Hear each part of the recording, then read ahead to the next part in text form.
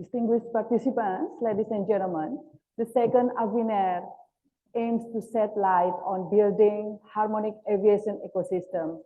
Therefore, we would like to invite the rector of Suryadarma University to deliver the opening speech. To the Honorable Air Vice Marshal, retired Dr. Sungkono, the time is yours.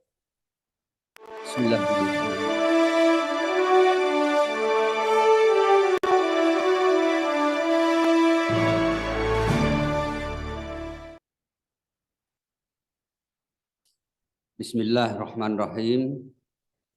Assalamualaikum warahmatullahi wabarakatuh.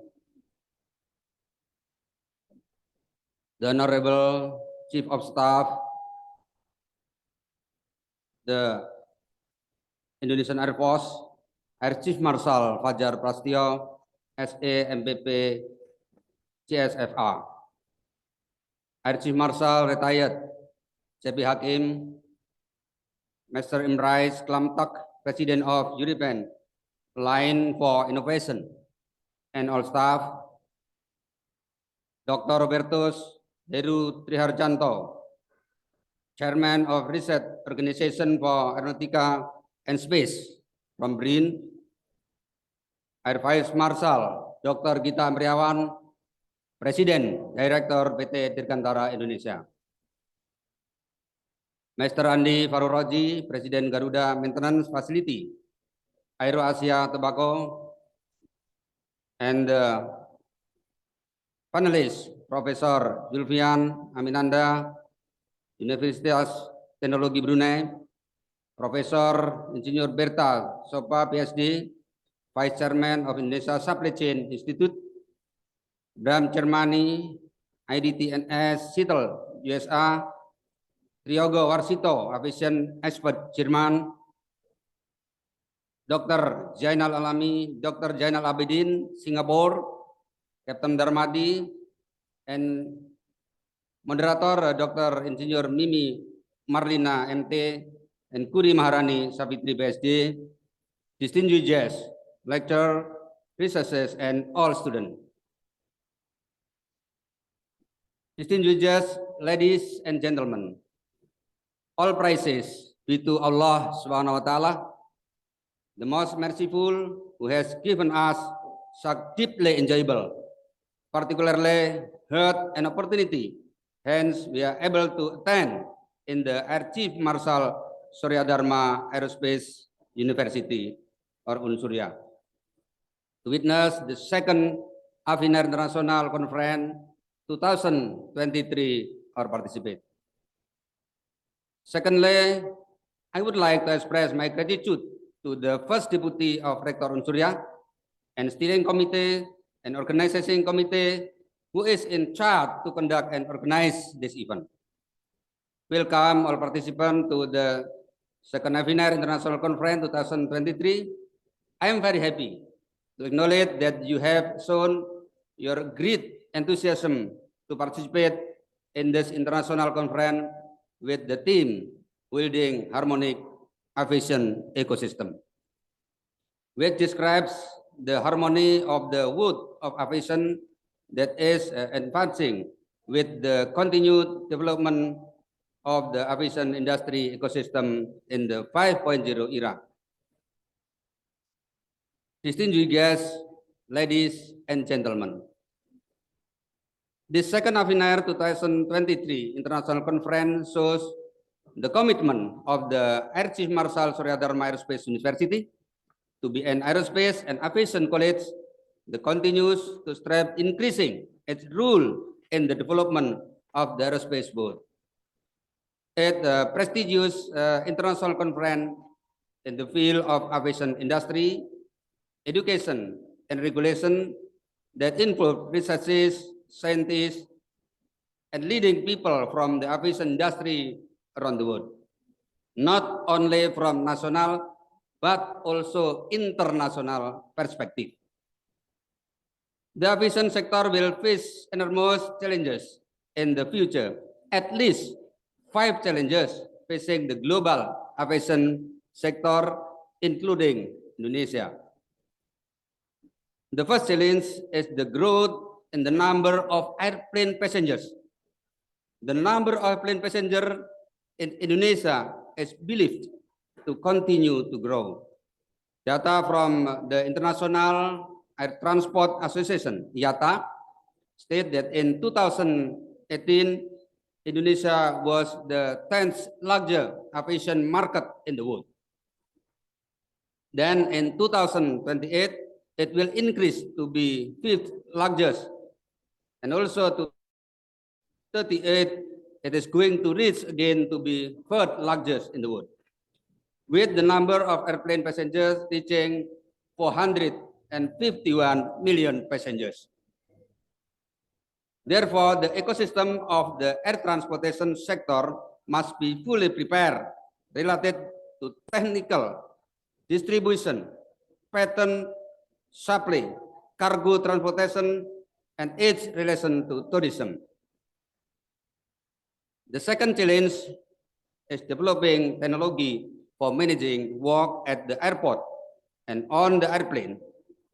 Airport development with the innovative airport concept is undoubtedly inevitable. Technology development is predicted to lead to the use of electric and hybrid aircraft for aircraft operation. The third challenge is related to improving operational and infrastructure aspect that impact increasing airport capacity and load factor on each flight, including service and operational improvement. The fourth and the last challenges are related to the environment, namely using sustainable aviation fuel as an environmentally friendly fuel and related to carbon emission. Thus, the national aviation sector must pay attention to sustainability.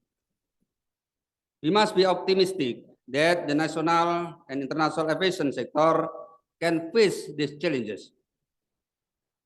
Distinguished guests, ladies and gentlemen,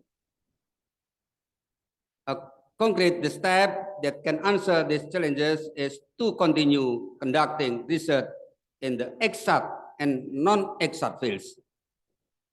AVINER provides a platform for researchers, scientists, and prominent people from aviation industry around the world to present their research results so that they can contribute to answering the future challenges. Once again, the second AVINER 2023 International Conference is a movement on the aviation industry, education, and regulation. It which prominent researchers, scientists, and people from the aviation industry worldwide. These three pillars have an essential role in determining the future direction of the aerospace world. This international conference can be a platform to discuss and share the dynamics and innovation in the aerospace world. The second AVINER 2023 has theme of building harmonic aviation ecosystem, improve, creating an environment in which all components of the aviation industry work together seamlessly and efficiently to promote safety, sustainability, and growth. This harmonious ecosystem encompasses various stakeholders, including airline, airport, regulatory bodies, technology providers, and academics. There are several key steps and considerations for building a harmonious aviation ecosystem. The first, regulatory framework. Second, safety and security. Third, technology integration. Fourth, sustainability and environment consideration. And five, collaboration. Six, infrastructure development. Seven, education and workforce development. Eight, research and innovation. Ninth, customer-centric approach. And 10th, global collaboration. And then last, 11, emergency preparedness. Building the harmonic aviation ecosystem is essential for the future, the air travel. It ensures that aviation remains safe, sustainable, and capable of handling the increasing demand for air transportation while delivering a positive experience for passengers and stakeholders.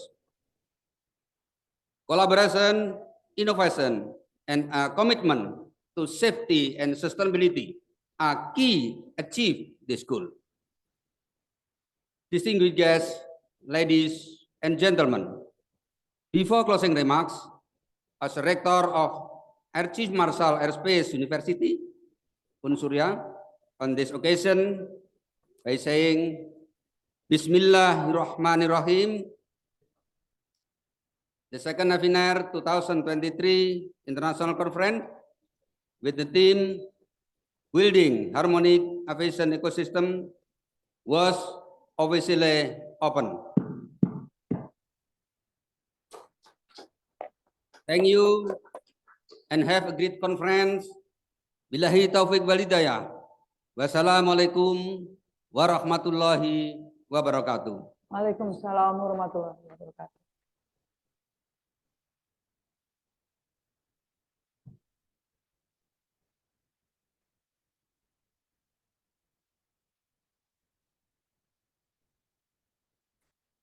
Ladies and gentlemen, I would like to invite all of you to begin this conference with a prayer.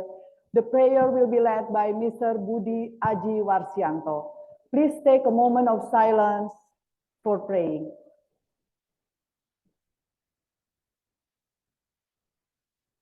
Bismillahirrahmanirrahim.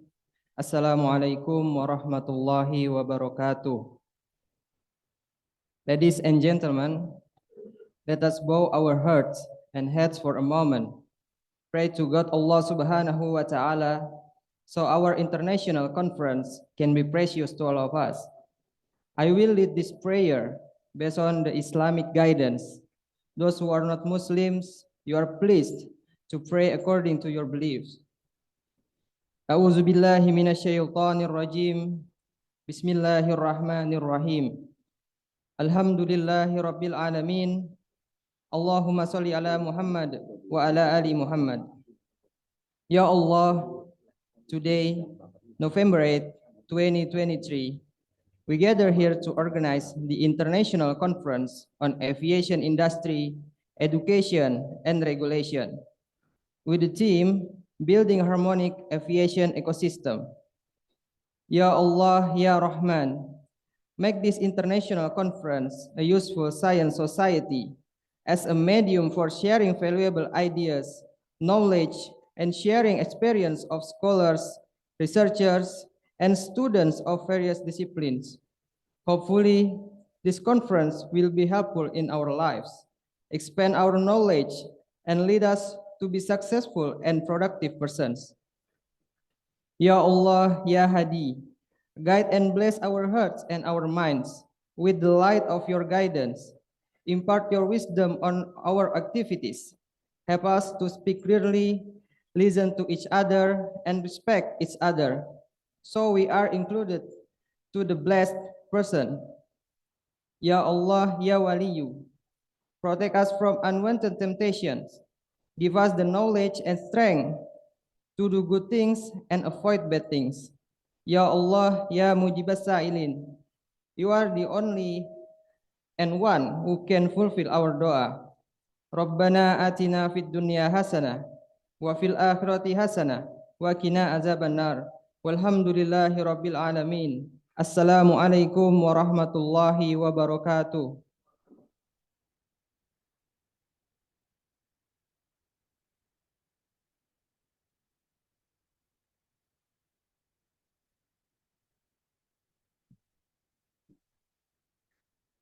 Distinguished guests, ladies and gentlemen, we have keynote speakers and honorable speakers lined up who will be sharing their insights on the theme today about building harmonic aviation ecosystem.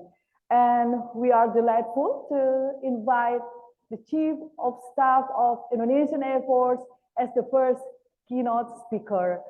We would like to welcome Air Chief Marshal Fajar Prasetyo.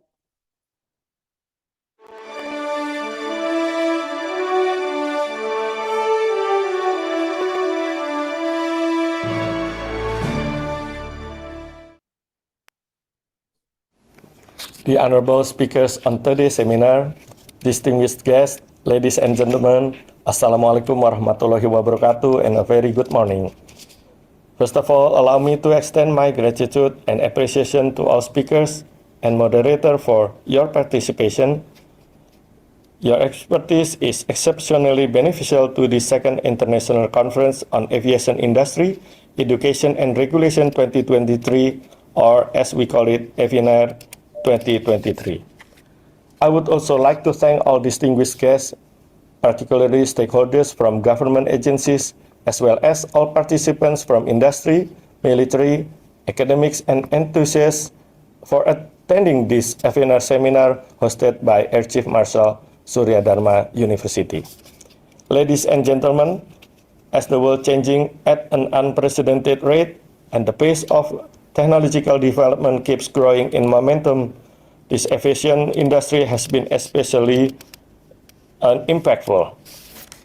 To cope with this challenge, the aviation industry and the future of aviation need and will depend on a well-balanced ecosystem.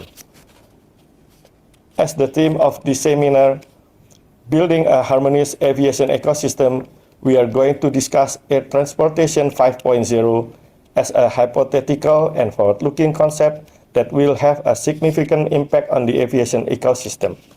Indeed, it is requiring collaboration, innovation, and adaptation across the entire aviation ecosystem. To be more specific, Air Transportation 5.0 and cyber, physical, social system are interconnected in their approach to shaping the future of air travel. Ladies and gentlemen, as we are facing the evolution of aviation into a more digitally connected, sustainable, and passenger-centric system, we have to realize that the impact of the cyber physical social system, or CPSS, is vast and multifaceted. We are certain that it will bring the potential for significant benefits in terms of efficiency, safety, and quality of life. But it is also raising questions about security, privacy, and ethical consideration. As these systems continue to evolve and become more integrated into our daily lives, it is essential to address these challenges. That is why we need to start including CPSS component in our aviation ecosystem. Furthermore, the aviation industry is highly regulated and subject to international standards.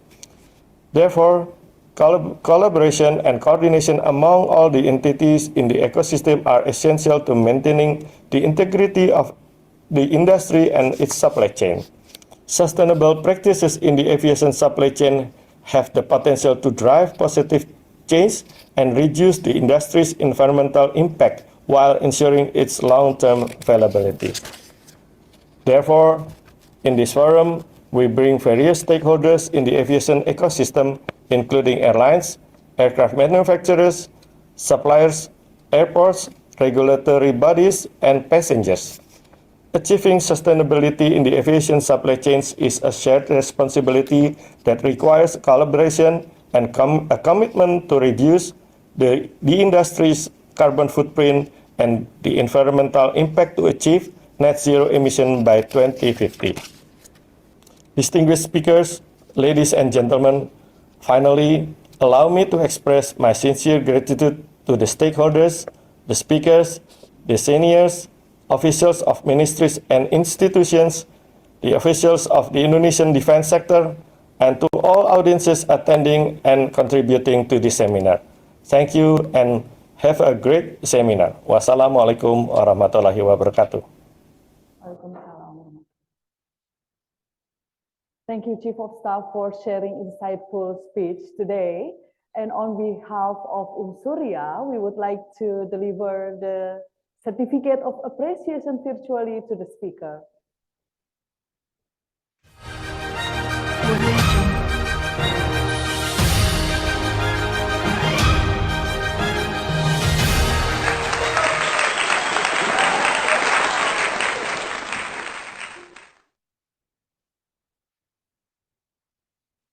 And we are also delighted to have the group photo with the speaker today. And please switch your camera on. And please be ready to take the picture. I assume all of you will be on the camera.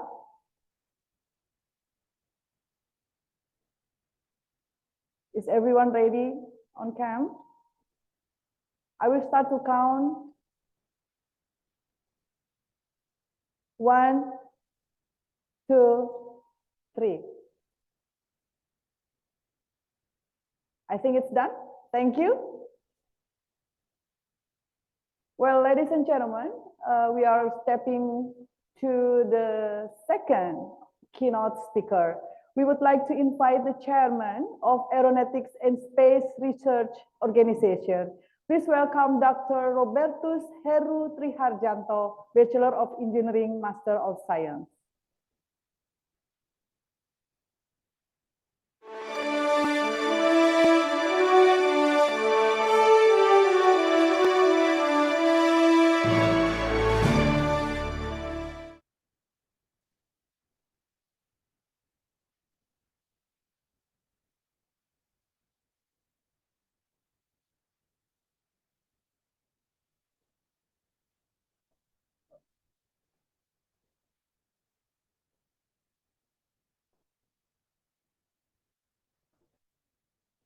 Please unmute your, right. Okay.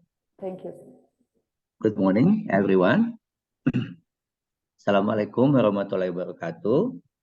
Salam sejahtera for kita semua. Om Swastiastu, Namo Buddhaya, salam kebajikan. Honorable Rector of Suryadarma University, the Honorable Indonesian Air Force Chief of Staff, my colleague, the President Director of Indonesian Aerospace, also the Director of Garuda Maintenance Facilities, and all of distinguished participants of AVINER. Allow me to share screen. Can I have access to share screen, or it from the okay.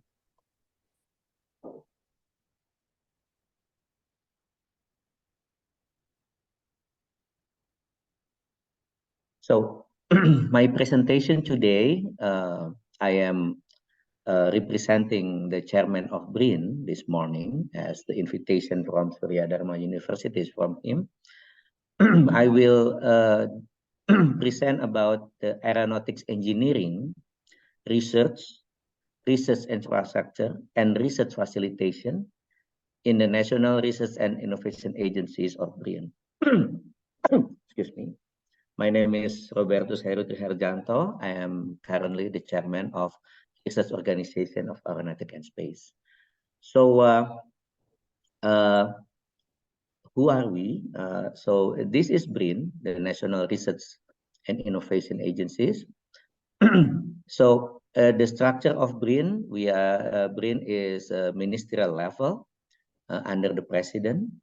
And our structure, we have the board of trustees, vice chairmen, and what relevant for me to be conveyed today is that I will talk about 4 deputies: deputy for policy, and deputy for human resources, for research and innovation human resources, deputy for research and innovation of infrastructure, deputy of research and innovation facilitation, and deputy for research and innovation utilization. And of course, I will talk about the research organization for aeronautics and space. As we all know, BRIN is the integration of 4 major government research institute, LAPAN, LIPI, BPPT, BATAN, plus 44 R&D research and development unit from the ministries, Ministry of Health, Ministry of Agriculture, and many others. So, so what is the function of BRIN? And of course, we are part of the ecosystem for the Indonesian aviation industries, as has been mentioned by Honorable Chief of Staff this morning. And our task is to facilitate and perform R&D, government side R&D. So our colleague, which is the Ministry of Education, Culture, and Research and Technology, we have slightly different roles and with each others. BRIN is formulating the national research and innovation policies in the form of the master plan, priority program, while the Ministry of Education formulate the research policy for in the university. And BRIN also manage the government budget from for research from Ministry of Finance, of course, as well as the funding from LPDP and several others, the trust fund, for example, from oil palm research. They have also a trust fund for research. Meanwhile, the Ministry of Education, they are managing the 20% of national budget, which is for education, and some of them, of course, for the research as well, which are performed by university faculties. And what difference in BRIN is we manage this government budget in the form of investment for research infrastructure. So BRIN is managing an open platform research infrastructure and research funding that can be accessed by researchers from BRIN, university faculties, by private companies, by any NGOs, for example, that has needed for research and development effort. So I will talk more detail about this. And this is one of the concept that we have in BRIN. And the research infrastructure in BRIN, as it was mentioned, I put the website over there. It's Layanan Science, or ELSA, BRIN Go ID, is the catalog of the laboratories and research services analysis that publics can use. Some of this ELSA is being charged, of course, for the maintenance of the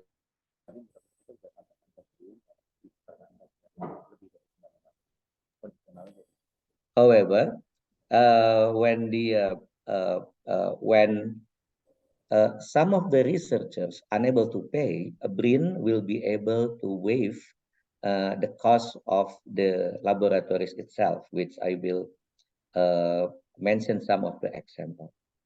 And this principle is to create the collaboration between, of course, international and national research players, so that such integration would create higher critical mass communities, research communities, so that we could perform a better research, and of course, at the end, would help our industries to create the economic impact of our research.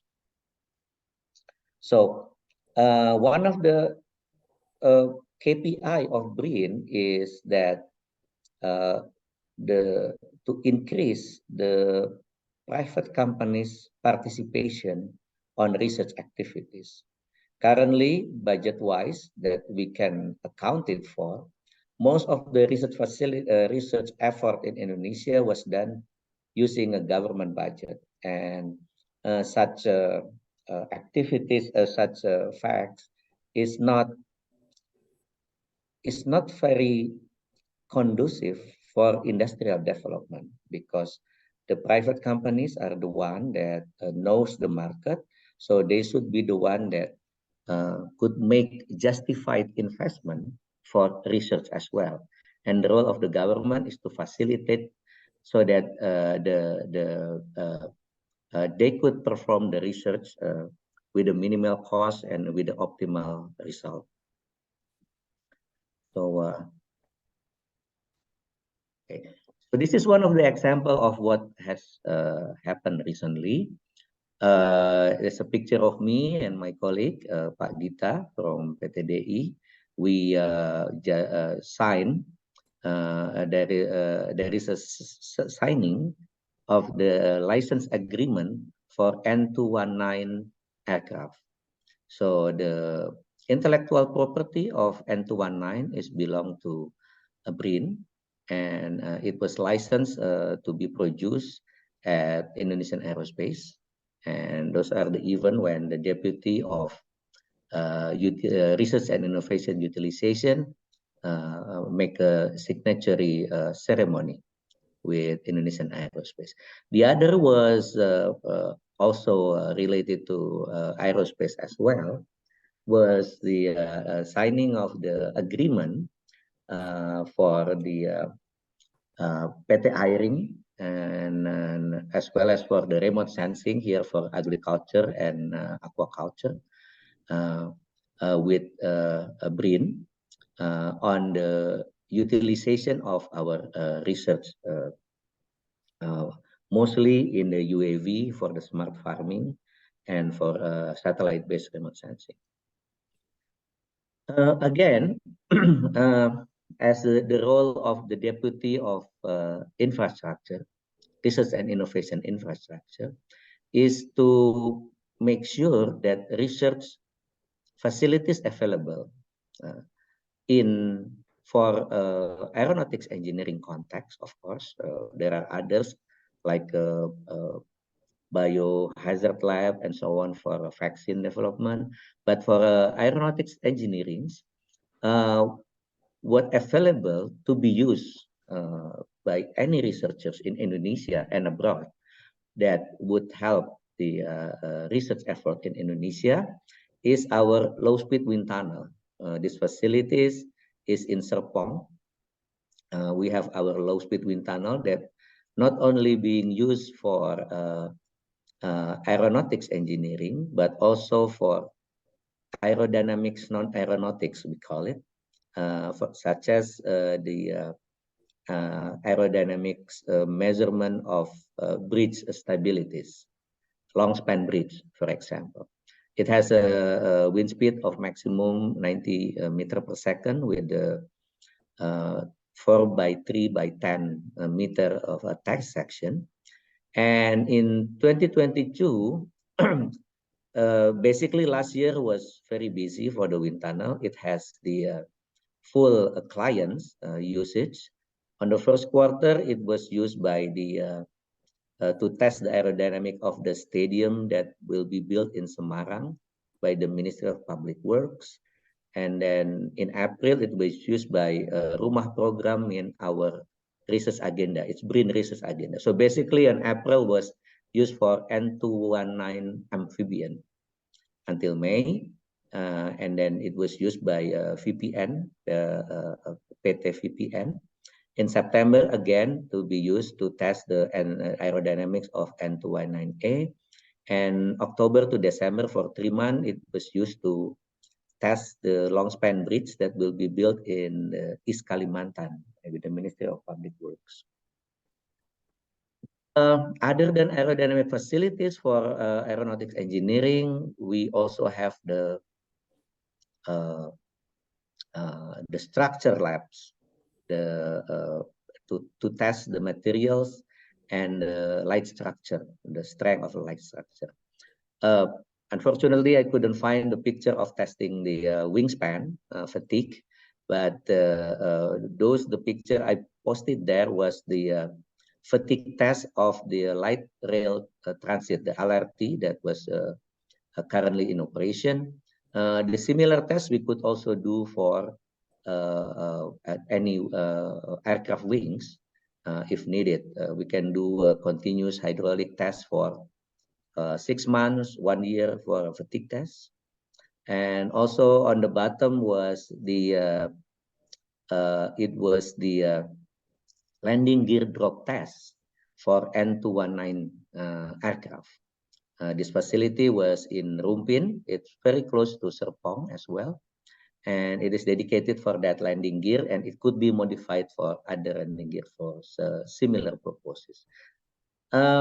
BRIN also perform research on composite for the light material. This is vacuum assisted resin infusion composite carbon fibers, and we are in the effort of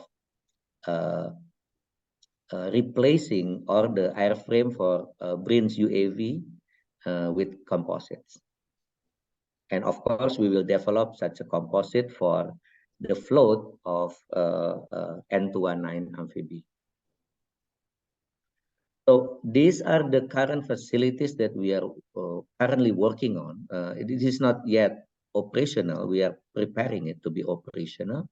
Is for the avionic component test, DO-160. So as any of you understand, that DO-160 was avionic component test to be certified on board of an aircraft. It's including temperature and altitude test, humidity, vibration, explosion, waterproof, magnetic effect. So it has this RF radio frequency chamber for the frequency bombardment, high power frequency susceptibility, and radio frequency susceptibility, and radio emission. And others is for the as you see, there is a vacuum chamber on the bottom. It's for a high altitude test to variation, and there is a rain test on the left bottom pictures. So these are the facilities that we are preparing so that avionic developers in Indonesia doesn't have to go to other countries when they try to develop indigenous product. So they could do it here in Indonesia, and of course, it will reduce the cost and make it faster for their product to enter the market. So what about the aeronautic research that we are currently doing in BRIN? Currently, in my research organization, there is a research center for aeronautics technology, but we are not alone doing the aeronautics research. We're also the research center for transportation, research center for materials, polymer, for example, that also collaboration with us in developing the composite material.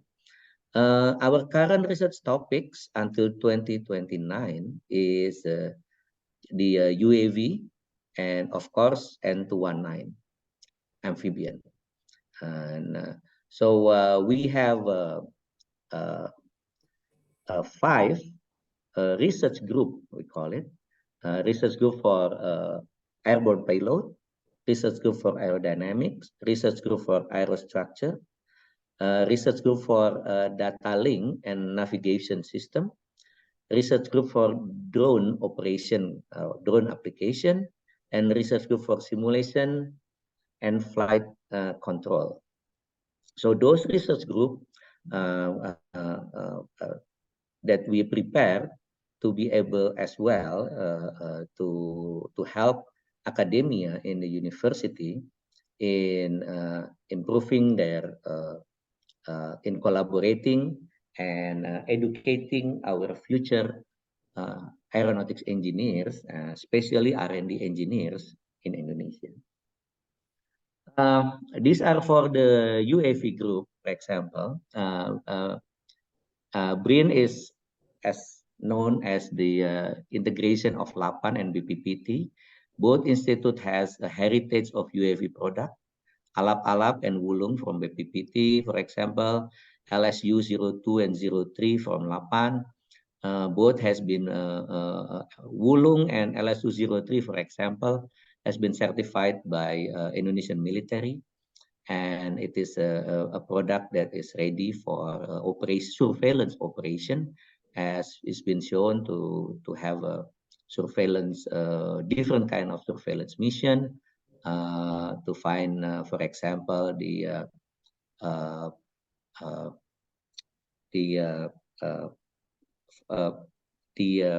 people who are making the forest fire, to find different kind of ships, and it can land from KRI, has been known in Diponegoro. There's a surveillance mission when we have to observe the damage after the missile exercise, the damage on the target, and many surveillance missions, especially after disaster, Krakatau, and Gunung Merapi, and volcanic eruption, the landslide, and many others, as well as mapping mission has been done by these 3 or 4 drones. We are also performing a research, we call it key technology, for 1,000 kilogram UAV, maximum takeoff weight UAV. And the key technologies, according to us, is the autopilot system. Basically, it's this flight computer system are the key technologies for such aircraft. And we are developing such technology using light surveillance aircraft. This is one of our one of the 2 flight laboratories that we have in BRIN. The light surveillance aircraft is the is about 700 to 1,000 maximum takeoff weight gliders, and we are in the process of modifying the such a glider so that the pilot could, can be replaced by a computer, and we are developing that system at the moment so that we could supply the key technologies if one day our nation needed medium altitude long endurance UAV. For aircraft technologies, what we are doing in 2002, for example, we are booking about 4 months of wind tunnel hours, is cost about 1 billion rupiah, because wind tunnel is maybe cost about 200 million rupiah per month of use. We are measuring the aerodynamic characteristic of N219A configuration, as you can see on the bottom left. It's and also we are designing and testing the float configuration in the hydrodynamic tunnel of BRIN in Surabaya. And of course, we are performing CFD simulation for that fluid dynamics simulation for the cases. So so BRIN is currently supporting for the research part for this effort of currently what we have done, of course, the aerodynamic characteristic and material investigation, so that we could produce one day the composite float for the amphibian aircraft. For the airborne payload research, there are 2 topics that we are currently doing. First is a synthetic aperture radar. This year, we have performed the field test, we call it, or a near field test of the synthetic aperture radar. As you can see, we do it via moving vehicle because they are not ready to be airborne yet. And we are doing in Rumpin, where we have an airstrip over there. And be able to capture the object, the reflecting sampling mission. We are also developing different kind of antenna configuration. In this case, we developed the phase array antenna, and of course the electronics that hopefully in the next few years can be on board of one of our flight laboratories. These are the flight laboratories that we have. It's a Piper aircraft. It's our strongest candidate to fly our synthetic aperture radar, which electronics is being ready by the end of this year. And we hope that we could perform the missions that's shown on the right side to be able to make a radar image for a different kind of observation, including for the maritime surveillance. Okay, so those are the Rumpin flight test facilities that we have. The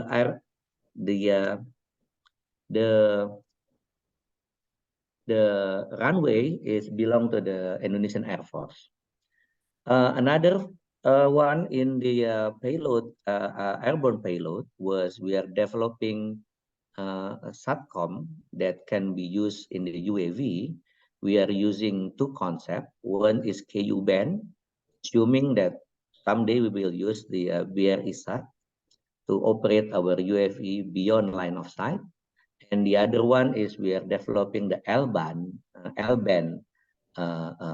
SATCOM, assuming that the UAV to be used will be smaller, such as the LSU-03, not the big one as the 600 kilogram MTOW, for example.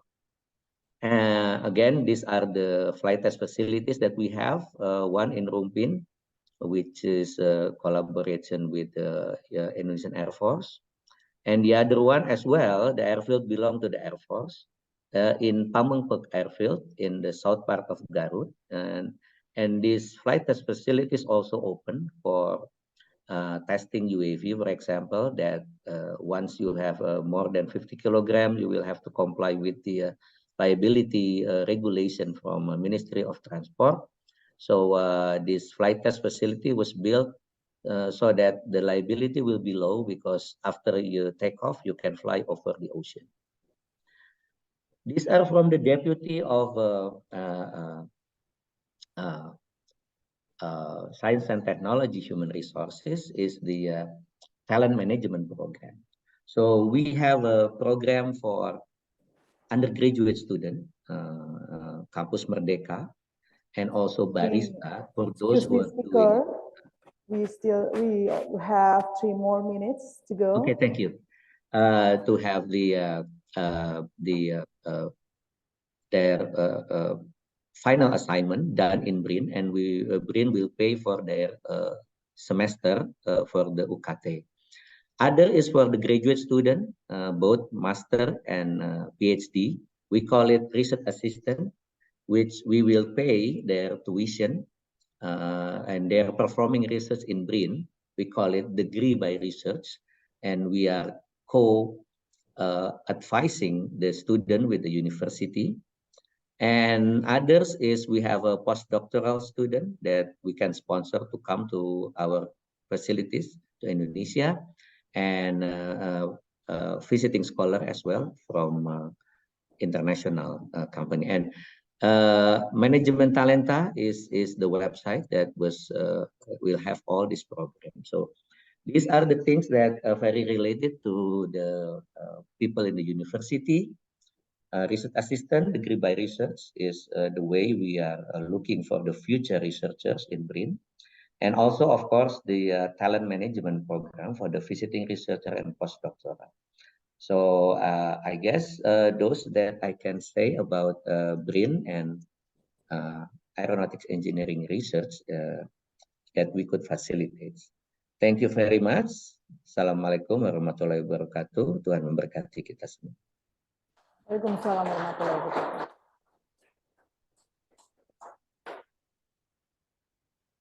Thank you, Dr. Robertus, for sharing your thoughts. Your presentation about aeronautics, engineering research, infrastructure, and facilitation has given us a lot to think about. And on behalf of Unsurya, we would like to give the certification of appreciation to the speaker.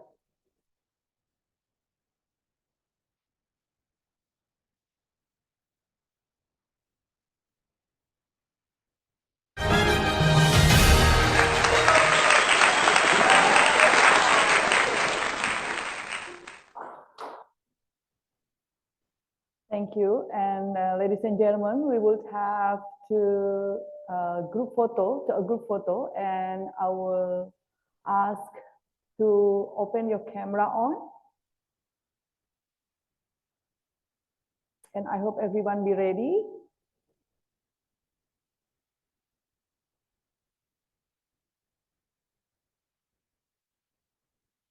All right, I will start to count. 1, 2, 3. It's done. Thank you.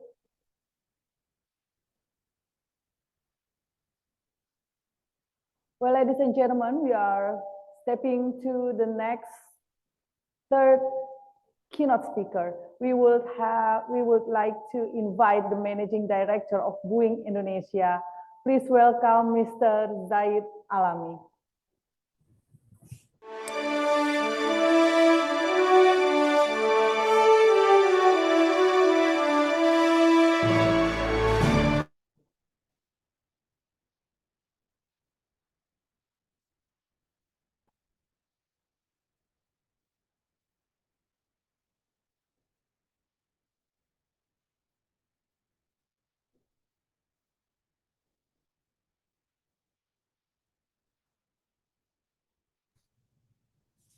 Hey, good morning, everybody. Selamat pagi para hadirin. Can you guys hear me okay? Yeah. Yes, I can hear you. Okay, fantastic. Thank you, Christine. Christine is one of my team members. She's going to be supporting with the slides. We can go to the slides and we can skip the bio.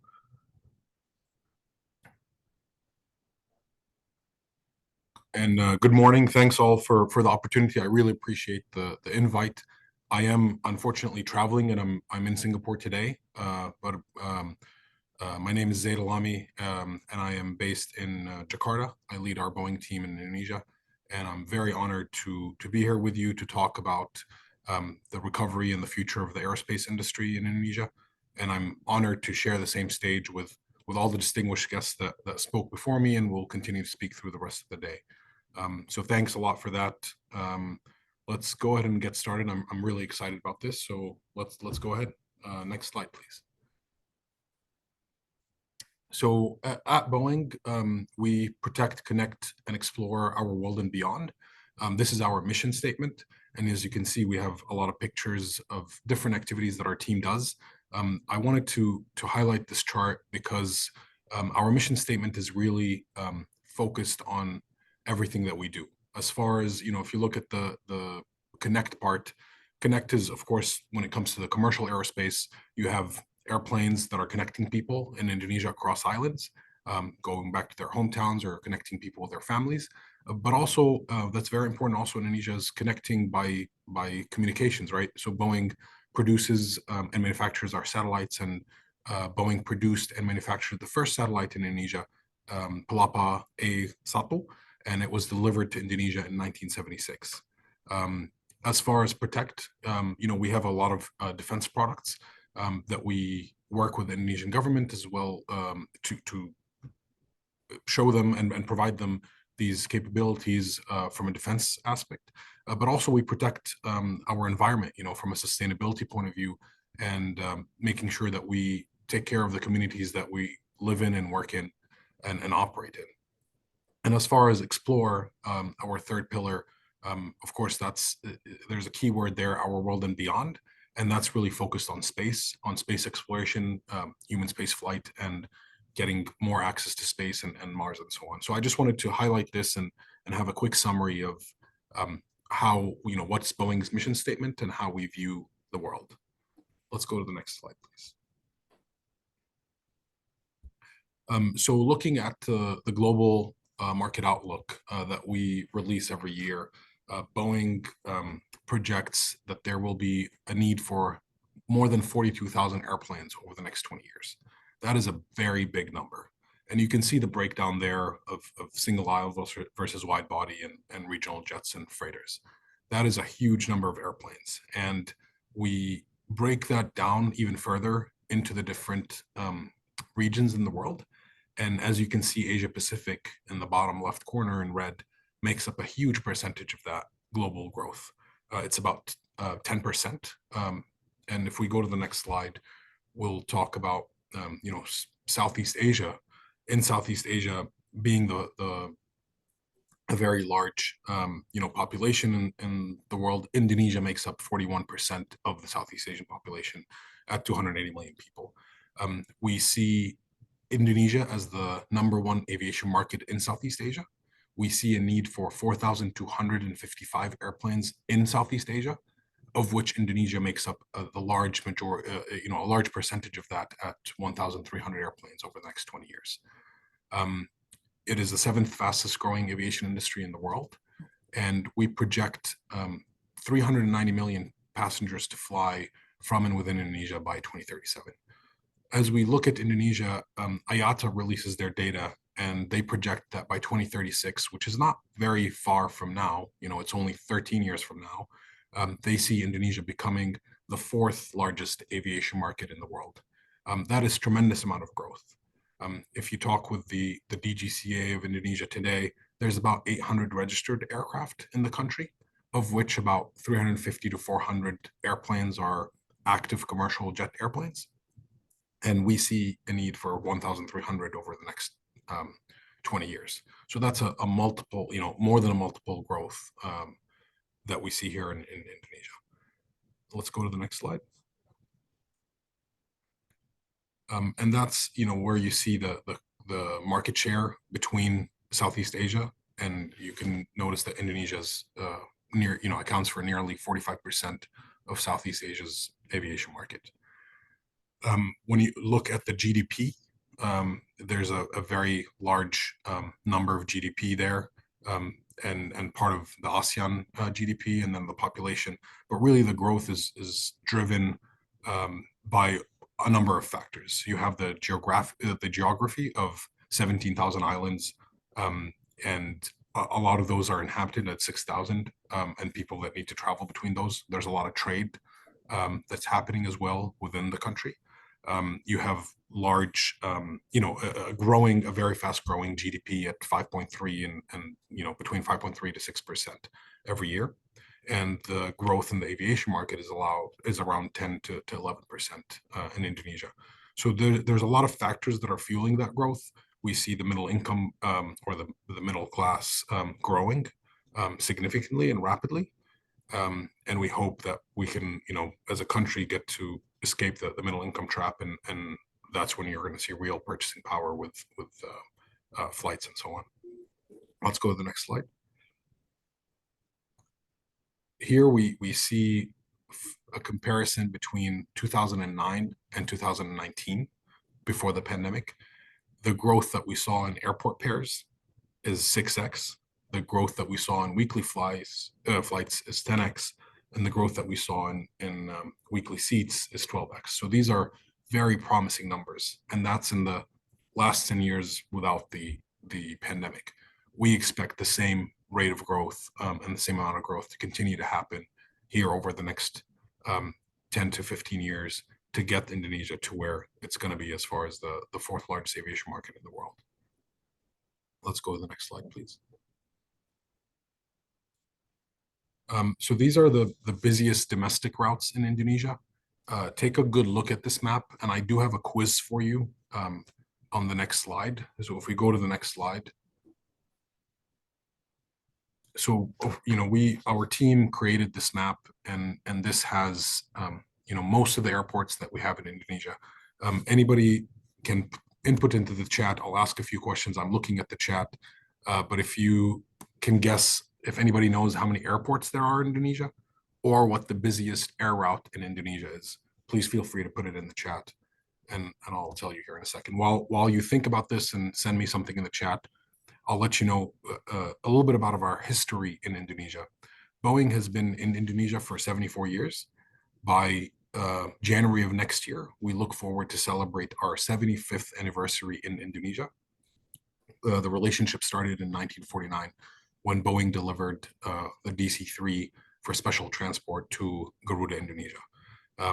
We also, in that same year, worked with the Indonesian military or defense forces and worked with them with multiple platforms that are from Boeing, from Boeing's product line. And then in 1976, that relationship expanded to contain space as well.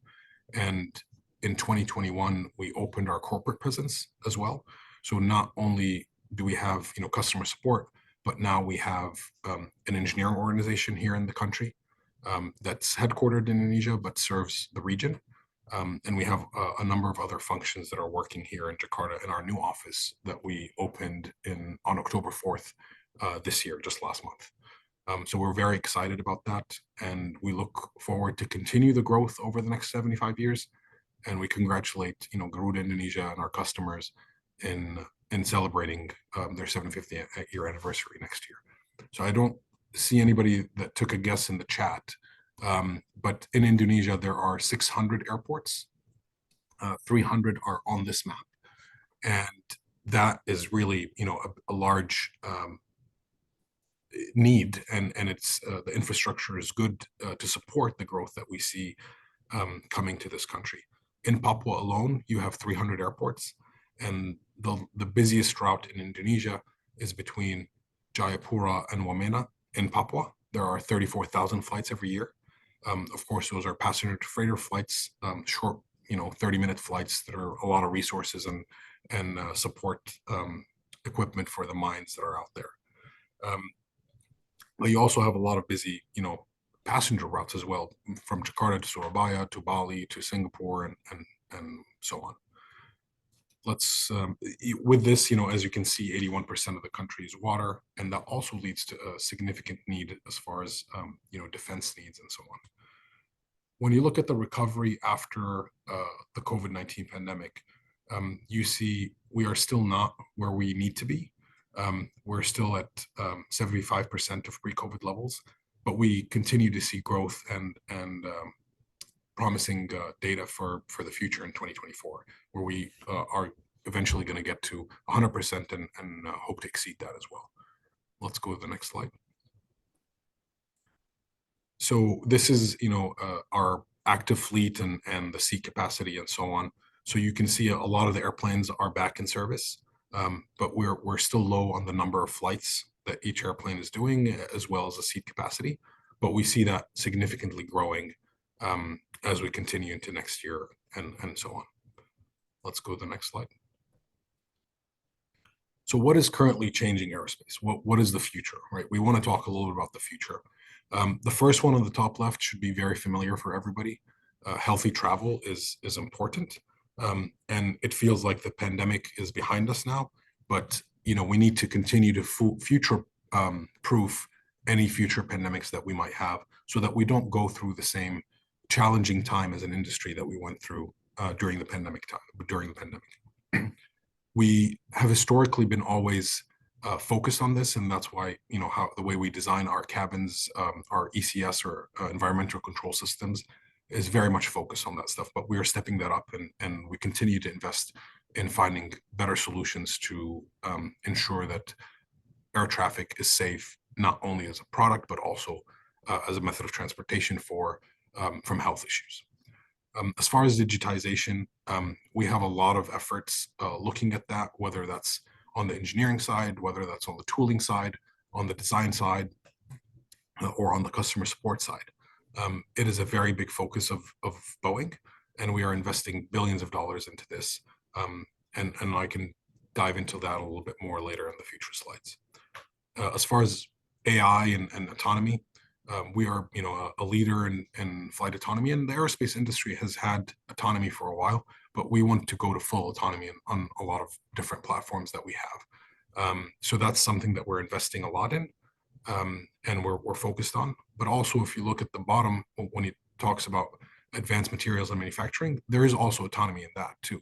So we start, we have robotics in our factories and have to improve that and increase the efficiency, but as well as increase the safety of our workforce as they build and design our future products.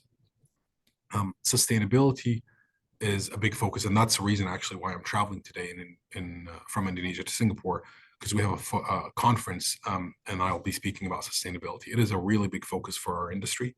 The aviation market makes up only about 2.6% of global greenhouse emissions, which is relatively low.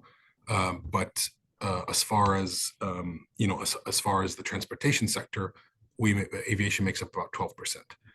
And as other, sorry, we have 3 minutes to go.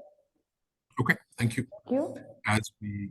As we go green, then we, as other industries go green, then that percentage could go up. So that's why we're very focused on investing in SAF and sustainable aviation fuel, as well as some of the other technologies that I will mention later on. Electrification with WISC is also another venture that we're significantly investing in. And everything that we talked about is connected, right? And when you have networks, you need to make sure that security is up to spec. And that's why we're very focused on cybersecurity and the technology that comes along with that. You can see a lot in the news about the increased access to space that we've seen as an industry, and Boeing plays a major role in that with our SLS and the CST-100 projects. Let's go to the next slide. When we look at, these are the R&D priorities, which I covered on the previous slide. We can go to the next slide. I want to talk a little bit about sustainability. So I mentioned, sustainable aviation fuel, which Garuda Indonesia flew their first flight a couple weeks ago, which I had the privilege of being on with, Pak Andi as well, and some of the other folks in the panel. We congratulate them on that. That's a major step. SAF can make, with today's technology, has about 80% greenhouse emissions reduction. And as the technology improves, we can go up to 100%. Renewable energies, so that's what we talked about. Operational efficiency, we have a number of tools that can help our customers increase efficiency on their airplanes. And then fleet renewal, as you replace older aircraft with newer airplanes, you're looking at anywhere from 20 to 25% increase in fuel efficiency. Let's go to the next slide. These are some of the firsts that we have had in sustainable aviation, but let's go to the next slide. And I mentioned about the reduction in fuel and greenhouse emissions as you renew your fleet. Let's go to the next slide.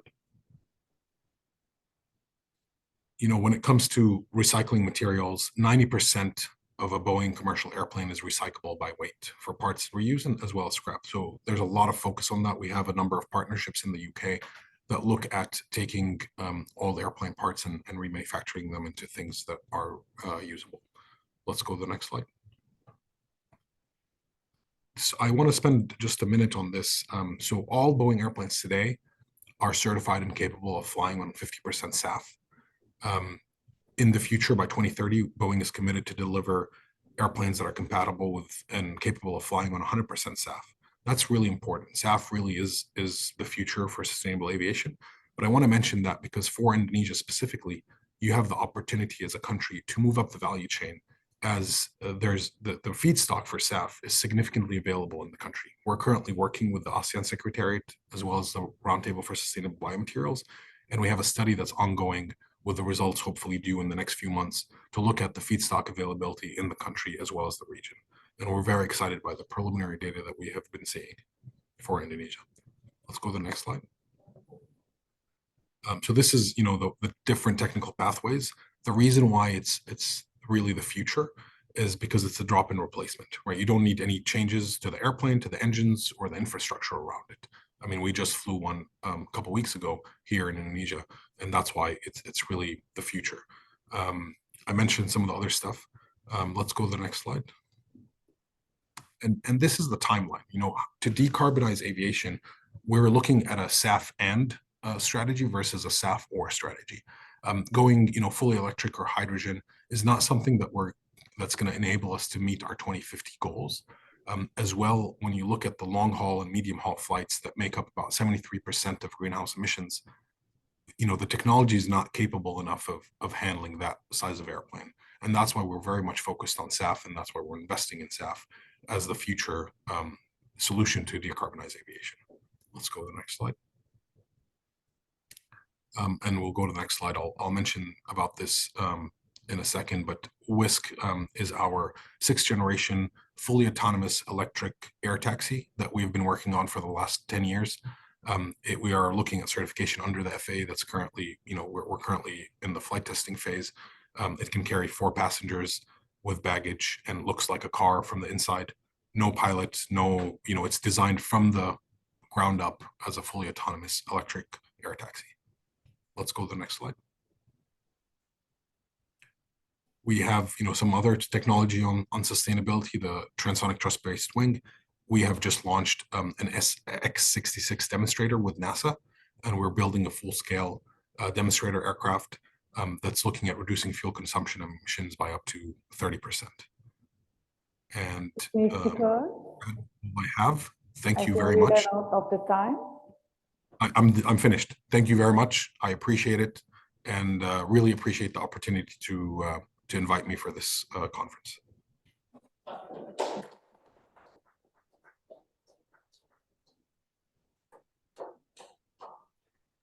Thank you, Mr. Arami, for the insightful speech and the presentation about the future and recovery of the Indonesia aerospace industry was very enlightening and informative.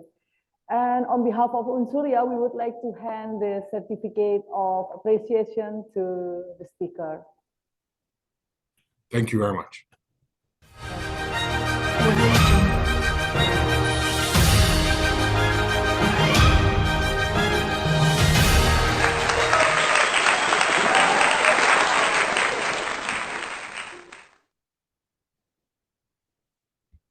Well, ladies and gentlemen, we would like to invite everyone to be on the camera as we will have the group photo with the speaker. Please switch on your camera.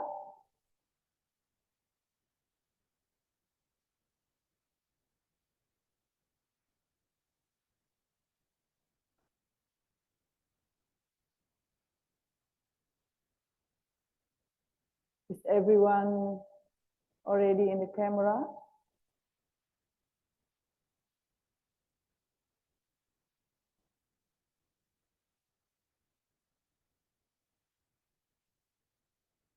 All right. I assume it's everyone is ready. I will start to count 1, 2, 3.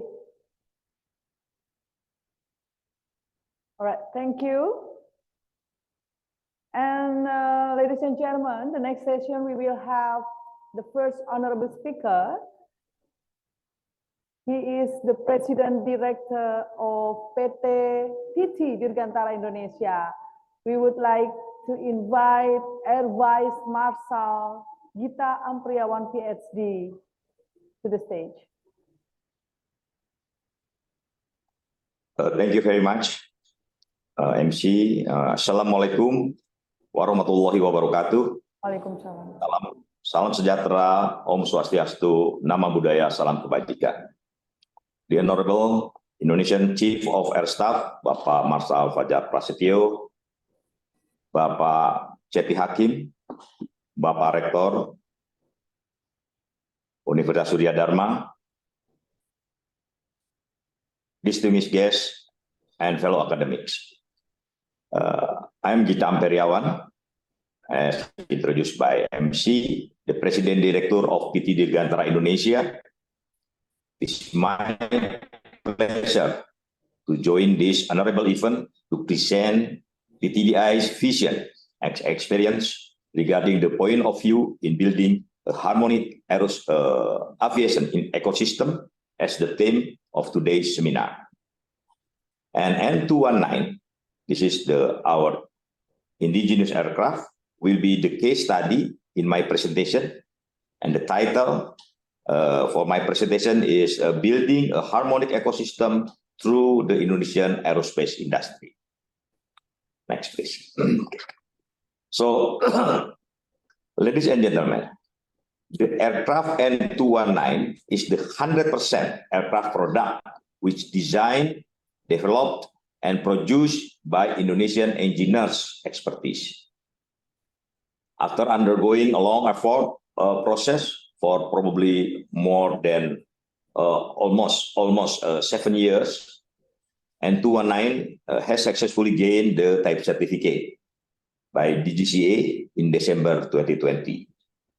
I believe this aircraft can give a significant value added for this country, for Indonesia, for our country, especially for the Indonesians' young generations, including work experience for Indonesia in building the aerospace ecosystem, such as government, industrial, R&D institution, university, operator, and also the potential users. I believe that N219 is a symbol of the country's capabilities in the aerospace industry and becoming a platform of improving capability and strengthening the aerospace ecosystem. Next, please. So before we dig deeper, I would like to introduce the PTDI company is one and the only sole aircraft manufacturer in Southeast Asia. So PTDI has 4 portfolio business. They are, first is aircraft design and production, which is we produce fixed wing and also rotary wing. Second, our portfolio is aircraft and engine services for the MRO and also upgrade. And also the next portfolio is aerostructure. In the aerostructure, we provide detailed part, component, and manufacture, and also assembly. And the last is the engineering services and the weapon system.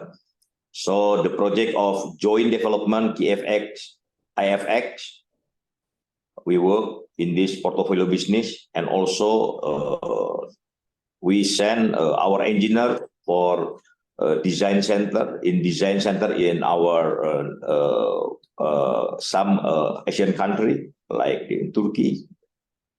Yeah, so that's part of the engineering services.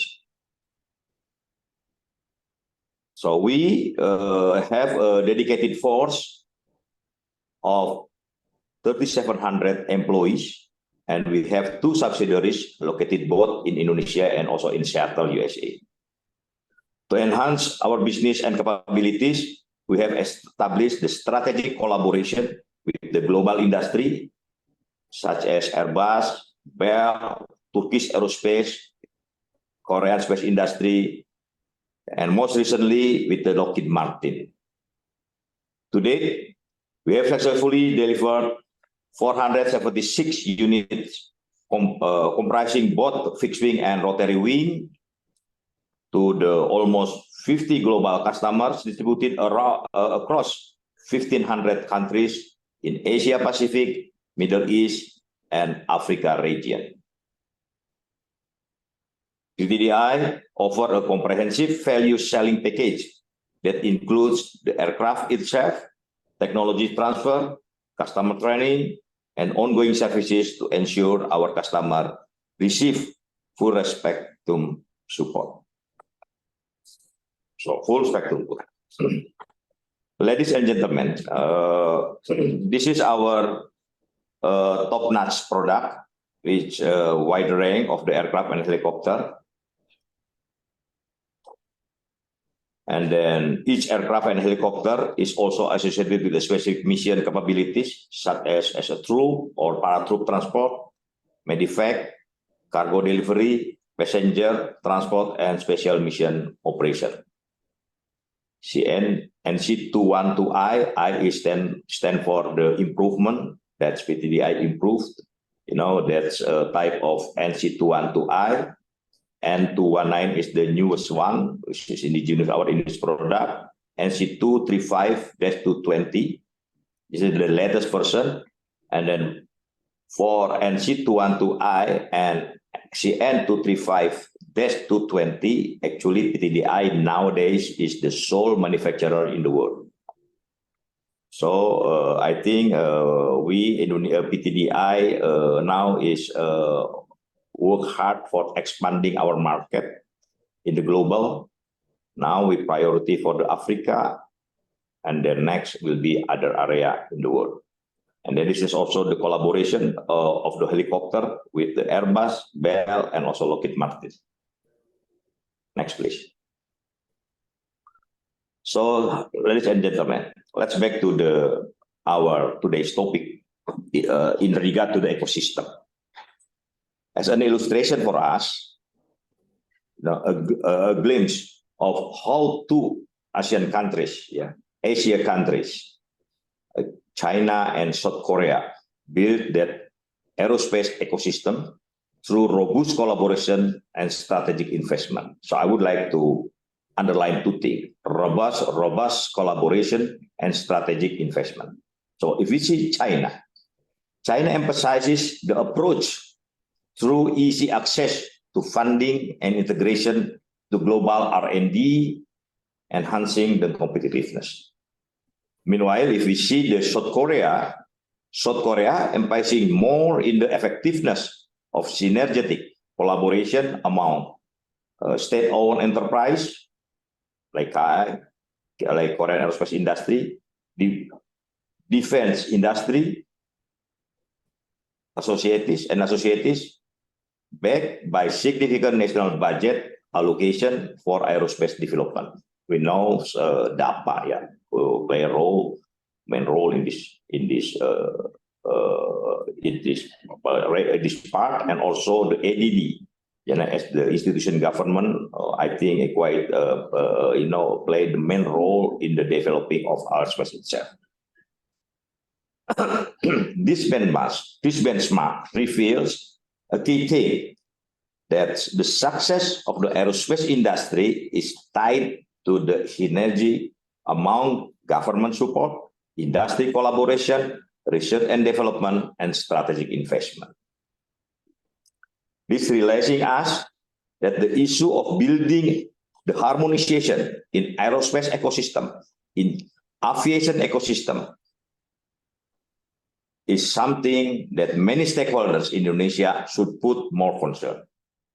Therefore, allow me to give highest appreciation to the Suryadarma University for today's seminar to rise up this theme about harmonizing the aerospace ecosystem building. Next, please. Okay. This is our N219 aircraft, the indigenous Indonesian product. So as my presentation title, I will rise up N219 as the project that showcase of the real implementation of how PTDI is building the national ecosystem. N219 aircraft, the indigenous Indonesian product, a symbol of the technology innovation that will serve as a frontier gateway that pioneering Indonesian future aviation. N219 is designed to create connectivity and open up accessibility, specifically in the remote and rural area, not only in Indonesia, but also in countries with similar interests that can be developed, that can be deployed for various solution provider to open up accessibility, equality for cargo distribution, medical evacuation, and national defense. N219 served as a milestone in national aviation, becoming the first aircraft gain the type certificate from Indonesia local authority with more than 400 involvement of the local human resources, 400 employees. The important message is, according with today's topic, this is the proof of the ecosystem success through the ecosystem synergies of the R&D department, government institution, local industry, and of course, the educational institution like some university in Java. N219 local content now is almost reached 45%. The highest local content compared to the PTDS other aircraft product. We are not stopping there. N219 local content will be increased up to 65%. And this can be achieved only by amplifying the national ecosystem empowerment. This, we are talking about how we build the ecosystem in aerospace industry, in aviation industry. I'm confident that N219 will be a vehicle for Indonesia to build up national ecosystem. So one thing I think also I need to inform in this forum that the N219, has a very low stall speed, is 63 knots. That will be very beneficial to conduct the maneuvering in mountainous area, especially in Indonesia. So this make N219 suitable, for aircraft to be operational in archipelago countries with lots of airstream, that is hard, for the bigger, aircraft to be reached. I think this is our competitiveness point of the N219. Okay, this is the picture of the aerospace ecosystem in Indonesia. So this is presented by our teacher, actually, Professor Said Jenny. Yeah, but from this picture, we emphasizing the importance of how the harmony was built in aerospace ecosystem to achieve the common goal. How the harmony has to be built in the aerospace ecosystem if we would like to achieve our goal. The picture shows the essential synergy between the development of the aircraft and the build of sustainability ecosystem itself. Then again, I think relating to the picture, N219 has been proven on how aerospace industry is linked to the strength of its supporting ecosystem. And also, we have to believe that N219 commercialization is coming soon, and its further development in the future, including the derivative product such as N219 amphibious, will be very determined by how serious our effort in harmonizing for the national aerospace ecosystem. Next, please. Ladies and gentlemen, this is the picture with full coloring. But the first thing I said to you, our target is increase the local content up to 60%. So we can get what we call it the sustainability of our product.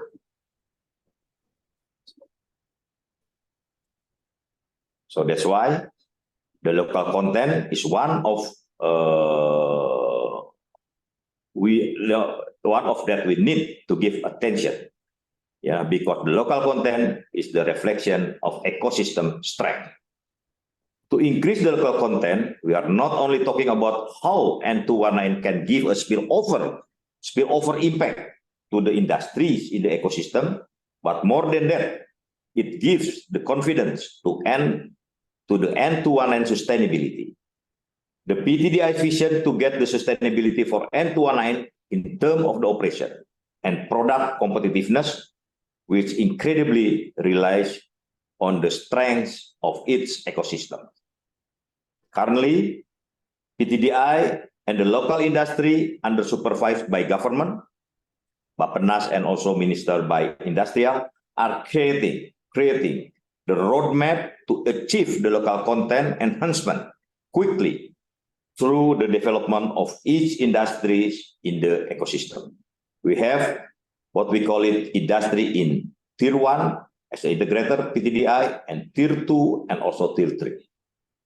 So this is the ecosystem in industry. Yeah, but also we have the research institution and the university and also our user, TNI or other operator. That's our ecosystem. So the highly regulated and international standard requirement that Bapak Kaso just mentioned in his speech in industrial aviation must become a challenge for us, for our ecosystem. Yeah. It shows that Indonesia, our country, is capable to build a strong ecosystem in its class. We have been mapping through the industrial tree. If you can see, in the coloring diagram, our target that need to be achieved. If we see, this must be a map to our ecosystem to showing our capabilities. For instance, how to make the yellow one. The yellow means potentially can be produced by local, such as windshield, engine nacelle, lavatory, and other, become green. And more than that, green that we can make it by ours. Excuse me, speaker. Yeah. You have Okay. 5 minutes. Okay. And this is the one that the ecosystem need to grow, to make the green color more and more. Next, please. This is the ones that business model, reflect how PTDI, how we creating the ecosystem through the business model scheme, for the N219 commercialization that has been proved by Bappenas. The N219 aircraft business model was designed to accommodate the need of various stakeholders, if you can see. There are Bappenas, local government, industrial, local state-owned enterprise, operator, local MRO, including, of course, financial institution. It has been dedicated by Bappenas that in regard to the economic transformation program, Kepulauan Riau, Kepri, will be the first local government to operate N219 aircraft, serving as a pilot project for this business model scheme, implement and will continue to do for other areas in Indonesia. Next, please. This is the amphibious. This is the amphibious development. Means that the N219 basic will be continued to the N219 amphibious aircraft, and this development product never ending. We will continue to develop and develop, because there are so many beneficial in developing the high-tech products such as the aircraft. Inshallah, this year Bappenas has committed to the development of Airbus aircraft, which also this is initiated by BRIN, that Pak Heru presented to us how BRIN support N219 amphibious in the some areas such as low-speed wind tunnel, and then also in the ferry for the composite method and others. But we can see that N219 have high demand, for the tourism, and also for the military, of course. It become, the strategic contribution for the military in the very short future. So this is, the derivative product of N219. Next. Now, this is what? This is talking about the ecosystem. Started from when the Bappenas initiated the partnership through Indonesia Development Forum when the Minister of Strategic and National Planning witnessing PTDI and ITB collaboration through IDF. N219 amphibious aircraft will become implementation of triple helix concept between the government, university, ITB and others, industry developing, and also R&D institution BRIN. Yeah. Our partnership with Bappenas and with BRIN represent the government's commitment, ensure we have the strategic and policy support needed to navigate the complexities of aerospace innovation and market introduction.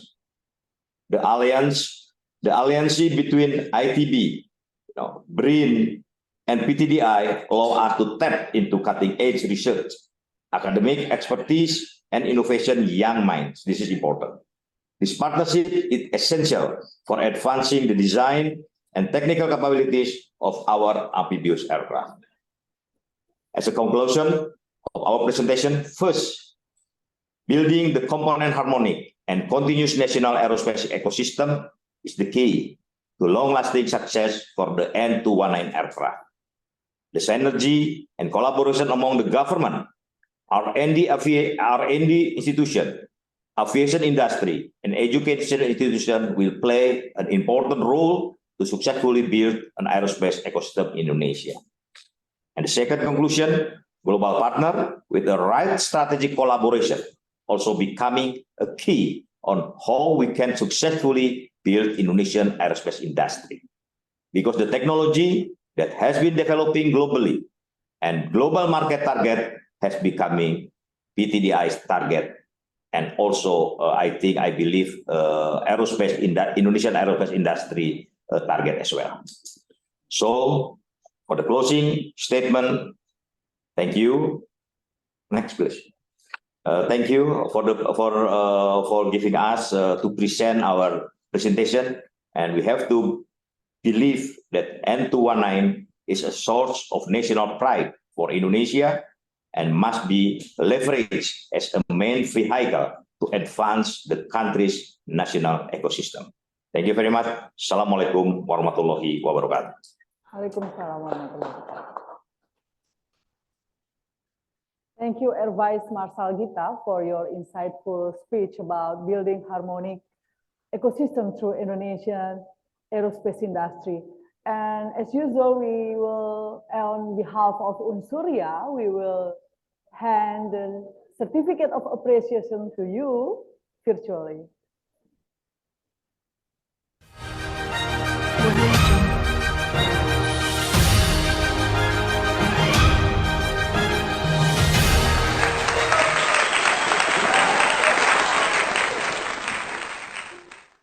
Thank you very much. Thank you. Thank you. And we are also delighted to have group photo session together with the audiences. Please open your camera. I will start to count from 1, 2, 3. It's done. Thank you very much. Well, ladies and gentlemen, for the next session, we will have the President Director of PT-GMF AeroAsia as the second honorable speaker. Please welcome Mr. Andi Fahrurozi.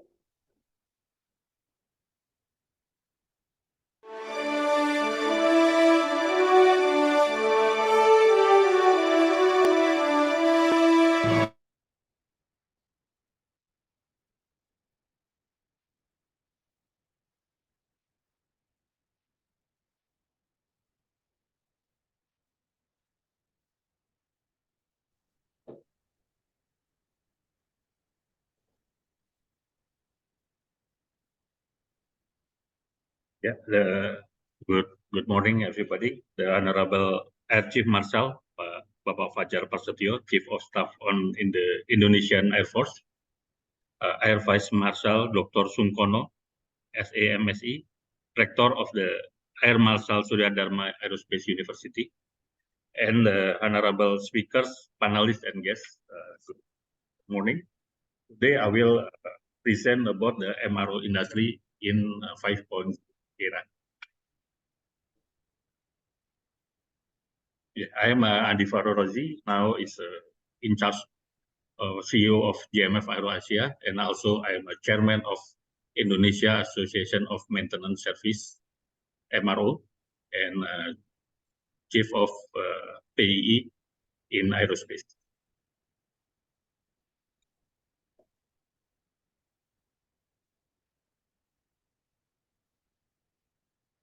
Yeah, I will introduce the MRO industry. So the aviation industry itself consists of many organizations and service providers. We start with manufacturers, and then banks, lessors, airlines, and MRO. So MRO is the support for airlines to operate their fleets, and we also supported by training service, and then authority, regulator, airport, and then navigation authority. So in the MRO industry, we can divide into some segment, and for now, maybe some of us very familiar with hangar, but the MRO business is not only the base maintenance. We also have a line maintenance that operate in the airport, and then base maintenance that we maintain the aircraft in hangar, and then component maintenance, including landing gear maintenance, avionic maintenance, and electromechanical component, and then engine services. And also on MRO business, we have material management, cabin and seat services, and engineering. And we can divide into commercial business and military maintenance business.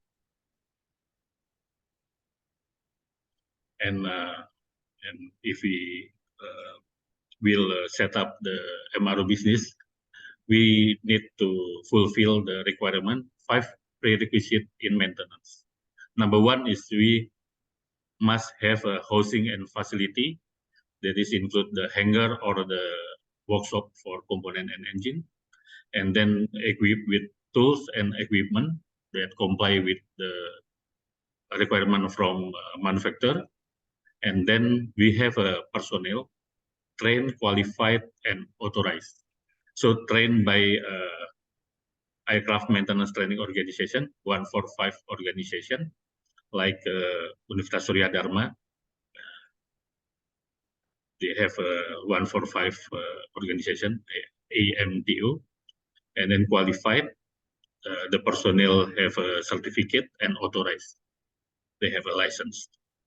And then the company must have the procedure, aircraft maintenance manual, components maintenance manual, maintenance program, and so on. And the latest requirement is the updated technical publication from manufacturer. So if we have, if we can fulfill 5 prerequisites in for MRO, we can get an approval from authority. So if we talk about the MRO in Southeast Asia, in Indonesia, we have the biggest 3 big MRO, GMF AeroAsia, Batam Aerotechnic, and FL Technic. GMF AeroAsia and FL Technic operate in the headquarters in Jakarta, and Batam Aerotechnic operate in Batam, Rio Island. And then in Singapore, they have a SA Engineering Company, ST Aerospace. In Malaysia, Asia Digital Engineering, SR Technic Malaysia, and now acquired by Asia Engineering Company to be Asia Pacific Aircraft Component Services. And then Spang Aircraft Engineering and Malaysia Engineering in Malaysia, and Lufthansa Technic in Philippines, Vietnam Airlines Engineering in Vietnam, and also Advanced KLM in Component Service Center in Singapore. So if we now in Indonesia, we have 61 MRO. In Indonesia now, almost 450 fleets for commercial aircraft operate in Indonesia, and 400 private jet, military or turboprop. And 61 MRO is mostly operate in Java Islands. Only Batam Aerotechnic that operate in outside Java. Merpati, they have a facility in Manado and Biak. And from 61 MRO, 31 is joined in Indonesia Aircraft Maintenance Service Association.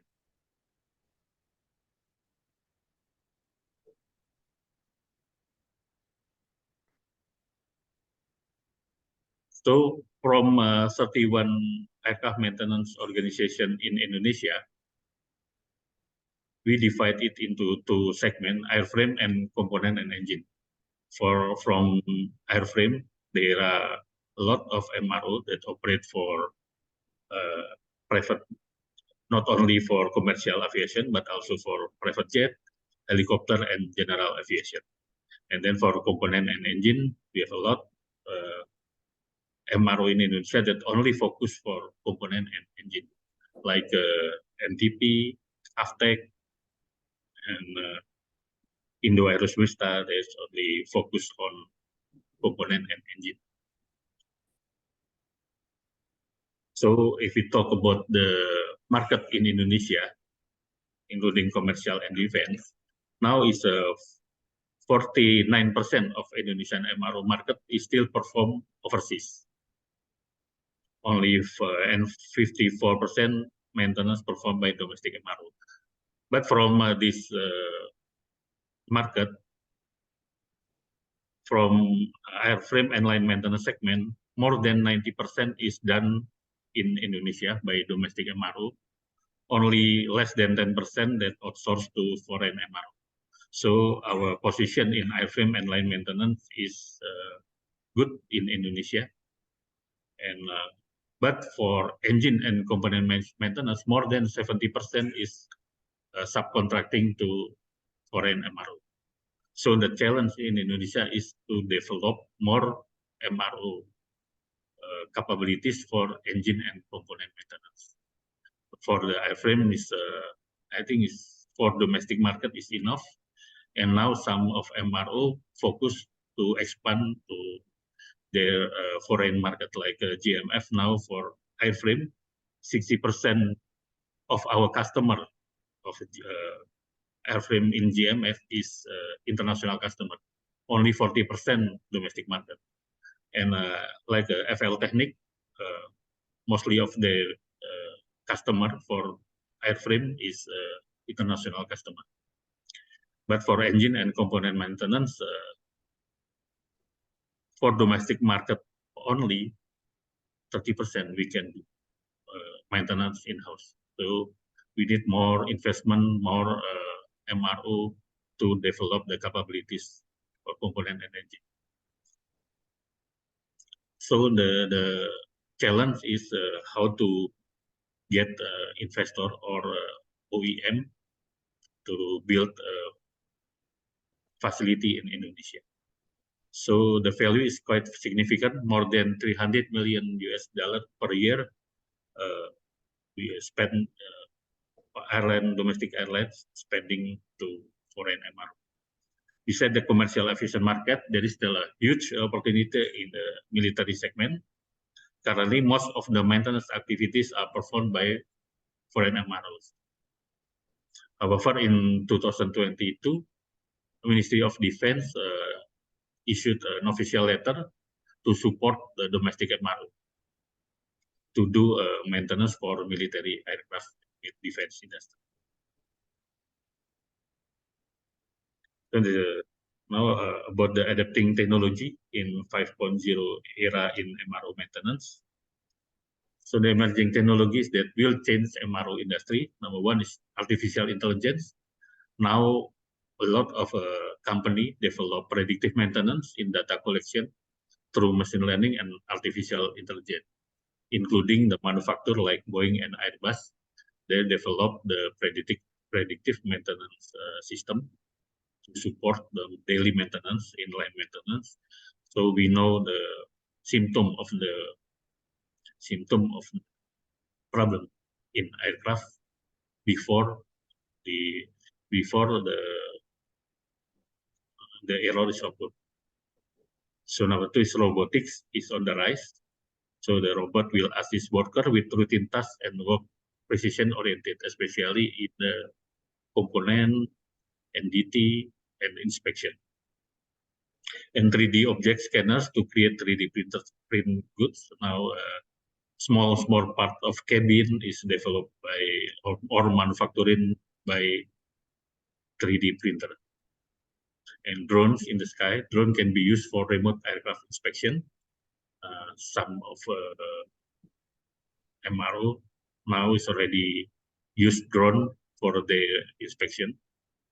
And blockchain in MRO. Blockchain can be used to enhance record keeping and high data privacy. Because in aircraft maintenance, record is very important. The certificate of the component is very important. And without a certificate, the component is not valuable. And last is using AR for MRO training. And now a lot of training organizations already use AR for the real simulation in MRO training. So the augmented reality will enhance view experience with real-time superimposed digital information. This allows us to take deep depth while doing the maintenance process. Increase efficiency and effectiveness of maintenance process.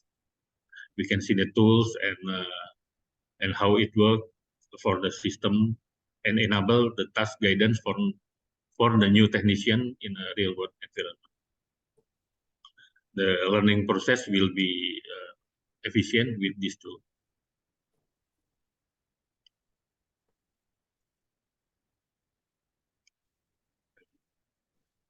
So the technology, 3D technology, scanner technology now used for NDT check. With the conventional methods, NDT structure need 20 to 30 hours, and for NDT, and for structure inspection is 30 to 60 hours for C-check. But with the 3D scanner, we can reduce into only less than 1 hour for NDT and 4 to 6 hours for structure. So the efficiency is more than 80%. We can saving the time for inspection. So for C-check and for end of lease program, the biggest maintenance, we can save for more than 100 hours for NDT to be only less than 1 hour. And for structure check more than 200 hours to be only 24 to 36 hours. So very efficient this tool Excuse me, speaker. We have 5 minutes remaining. Okay. And then the breakthrough to use a drone for aircraft inspection. So this drone is not only for seeing or to record the inspection, but also to measuring, integrated with software to provide damage report for better engineering decision. So many types of inspection with this drone, including the lightning strike, dance, text, FOD, bird strike, and so on.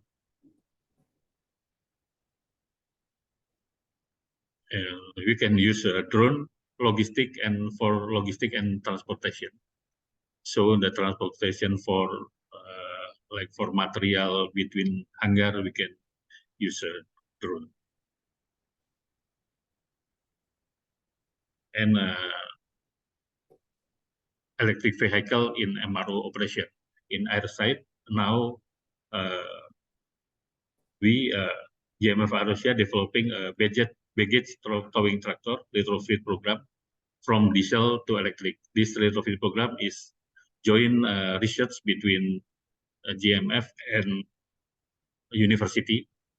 and funding by Ministry of Education. And then electric vehicle for pushback car.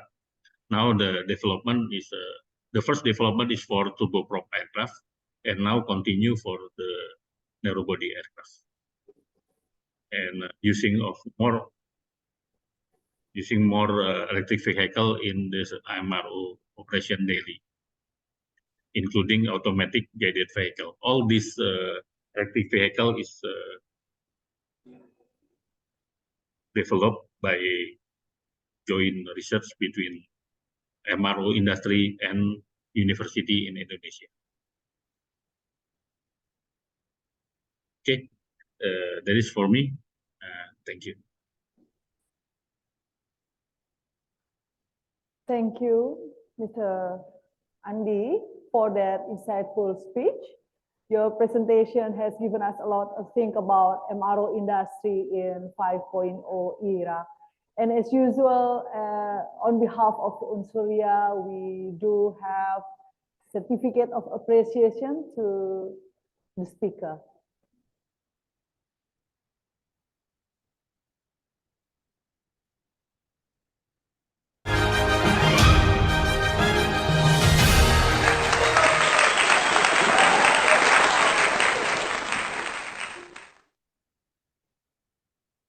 And also we will have a photo group session. And please switch on your camera. I will start to count if everyone is ready.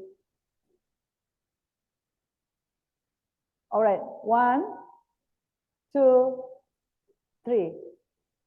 It's done. Thank you very much. And ladies and gentlemen, I hope you all enjoyed and benefited from the discussion today. And we also express our sincere gratitude to the speakers, the distinguished honorable speakers today. And please give a round of applause to the speakers. And then we will step on the next session. I will begin with the first panel discussion about air transportation 5.0, technology, safety, defense system, and preparing human resources. This panel discussion will be led by the moderator, Ms. Kuri Safitri Maharani, PhD. So Ms. Kuri, the time is yours.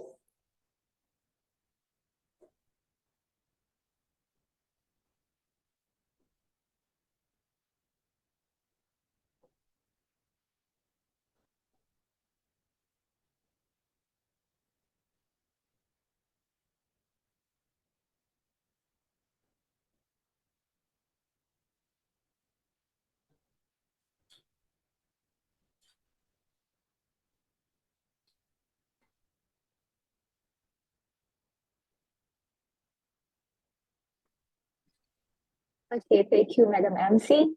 Can you hear me clearly? Yeah. Okay, a very good morning and welcome to our first session of the second International Conference on Aviation Industry, Education and Regulation, or AVINER. With me, Kuri Maharani, as the moderator of this panel. In this session, we will discuss building air transportation in the 5.0 era. For that purpose, we will touch upon a wide range of important issues, namely the application of emerging technology, safety, defense system, as well as preparing the human resources. And to help us understand such challenging topics, we have 4 speakers of international reputations. The panelists are Air Chief Marshal retired Shepi Hakim from Indonesian Center for Air Power Studies. Second, we have Professor Yofian Ananda from University Technology Brunei Darussalam. Third, we have Dr. Zainal Abidin, Senior Airline Scientist at Airbus Singapore. And finally, we have Mr. Triyoga Waskito, an aviation expert in Germany. The session will proceed as follows. I will invite the speaker to address the forum in the order mentioned earlier. Each speaker will have 10 minutes at most. I will deliver a gentle reminder 2 minutes before the time is up. After the presentations, we will have around 10 to 15 minutes for Q&A. Hopefully, we'll be able to wrap up the panel around 12 o'clock. So ladies and gentlemen, without further ado, I would like to introduce our first speaker, Chief Marshal Retired Cepi Hakim. Pak Cepi, are you there? Okay. Pak Cepi Hakim was the chief of the Republic of Indonesia's Air Force during 2002-2005. He has a unique background spanning from aerodynamic course at Cardiff University in UK to an instructor course on C-130 simulator in Lockheed, Georgia, USA. His professional experience includes being chair of the National Team for Transportation Safety and Security Evaluation, or EKKT National Team, an advisor to a number of ministries as well as private companies such as Danone and PT Freeport Indonesia. I would like to invite Chief Marshal to share his insights entitled Air Transportation 5.0. Pak Cepi, you have time until 17 past 11.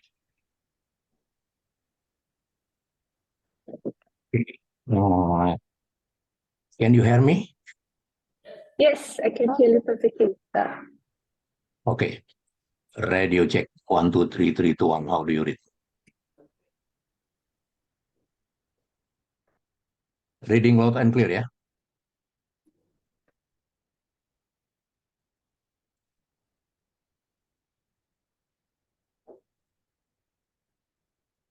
Okay, ladies and gentlemen, especially all the participants of the international seminar, I would like to make the short presentation according to Air Transportation 5.0. But in this case, I would like to focus on our national aviation industry as a stepping stone, as a starting line facing the global air transportation 5.0. It can be said that the national aviation industry is in line with the pace of technological progress. Meanwhile, the characteristic of managing an industry that is closely linked to technological advances is that it requires large funding and lengthy time, especially in the world of aviation. Despite airplanes were only discovered by the Wright brothers in 1903, December 17, or 120 years ago, the pace of progress and the rapid development of technology and aviation has been very, very rapid and tends to be fantastic. In the world of aviation in 1969, meaning only 66 years after the Wright brothers, aviation technology has achieved the ability to produce airplanes at speed exceeding 3 times the speed of sound. You can imagine the speed of sound is approximately 1,238 kilometers per hour. And in the same year, 1969, humans with aviation technology were able to successfully send humans to the surface of the moon. This is very fantastic. Again, we can imagine the distance from Earth to the moon is approximately 384,400 kilometers. So in terms of the need of large span, high cost, and lengthy time, if we talk about the national aviation industry, it becomes very clear that it will require commitment at the strategic level, as well as commitment at the national level. The aviation industry requires consistent long-term planning across the regime, and it is impossible for the aviation industry to be successful if it does not refer to long-term strategic plan. It is at this point that the significant challenges faced in managing the aviation industry become not simple. Once again, the aviation industry requires a complete long-term strategic planning and requires large funding and high costs. This challenge will immediately be faced with a governance system that only takes place once every 5 years. With a pattern like that, a reality will be seen that makes it difficult to implement long-term strategic planning. All the politicians have going to the box, the 5 years vision. So it's a big challenge for our national aviation industry, aligned with facing the global aviation development. It is easy to understand that the ambitions for power that are limited to only every 5 years, long-term work plans with large funding requirement will be hampered from being implemented. Politicians, again, who determine policies will never think about long-term projects that are more than 5 years. Hence, that's why we all seem to be trapped in a box of thinking that only lasts 5 years. Next, with the need for large fund and long time span, two very essential things are needed: education and training, as well as research and development sector. Those things will be the backbone of human capital's preparation. And at the same time, the need for high-tech industrial hardware aligned with that, of course, there is a great need for a think tank that support these two essential things. The aviation industry really needs education and training, as well as research and development, in addition to think tanks in the aerospace sector. This explains further about the aviation industry, which require large funds and consistent long-term strategic planning. It should be an important note that the aviation industry also demands a unique culture in its daily activities regarding governance related to work safety. Managing activities in technological fields require high discipline, especially in its activities. The world of aviation requires strict discipline in carrying out operations that must comply with principles. Operationally, the world of aviation industry is very bound, and even bound by rules, procedures, provisions, manuals, and regulations. Ignoring the provision, rules, regulation, and or work guidelines means opening the door wide for potential fatal accident. The world of aviation requires high discipline that is black and white in nature. There is no tolerance for complying with applicable regulation. The history of many accidents in the aviation industry, national or global, particularly airplane accidents, clearly indicate violation of rules, procedures, manuals, provision that must be guided by. Thus, the role of regulation in daily activities in the aviation world is something that's absolutely necessary. It is on this side that the monitoring factors become very important in the world of the aviation industry. Close and continuous monitoring is very important.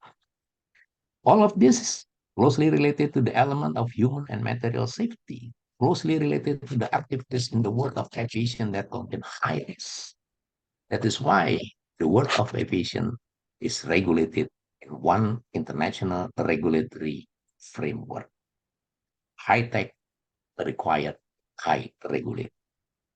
The world in aviation is regulated in one set of rules that are international in nature, internationally recognized. That is also the reason why standards are needed for the quality of human capitals and also the quality of material use, of course. Thus, in the world of aviation, there are certification for the quality of human capitals and also the quality of the materials used. All of this aims at a very prime issue, namely aviation safety based on aviation international regulation. In short, the aviation industry essentially requires commitment at the national level or the strategic level. This is partly due to the world of aviation requiring large funding and lengthy time span. On the other hand, the aviation industry also requires high discipline so that the implementation of activities that comply with principle can run well. All of these challenges can easily be seen from our aviation industry, which is difficult to progress. We're facing a lot of difficulties since current time and it facing in the time to come. Reality was shown that our aviation industry is still facing many obstacles and many challenges. I think that is enough from me, and I would like to continue later on in the question and answer session. Thank you very much.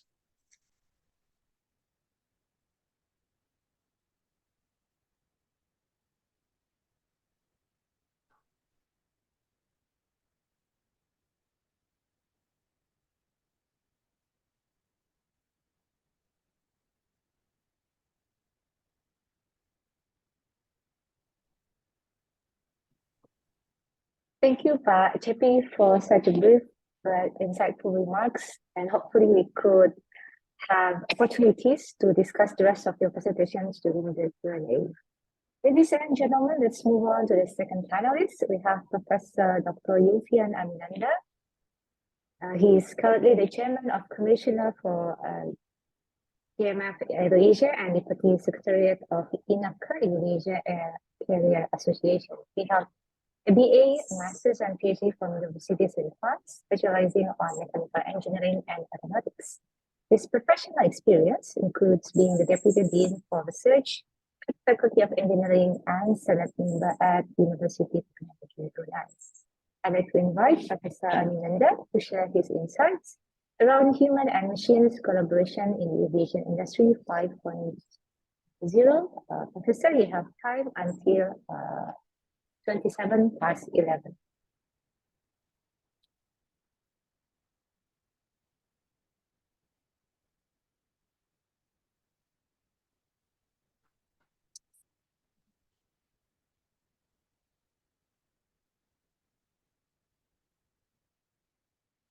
Okay, so I was unmuted by the organizer basically.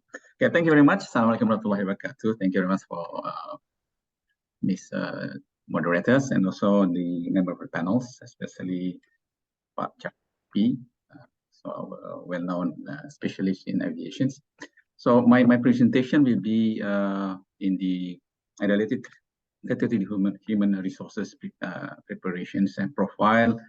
Well, we are somehow going through the technology 5.0. So should I open my file or you open it? I share it on. Hello, okay, I share, yeah.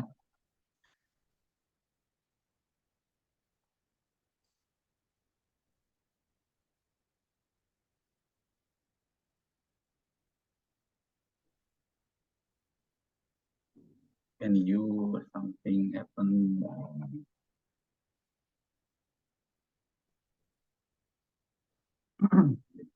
I cannot go through my file.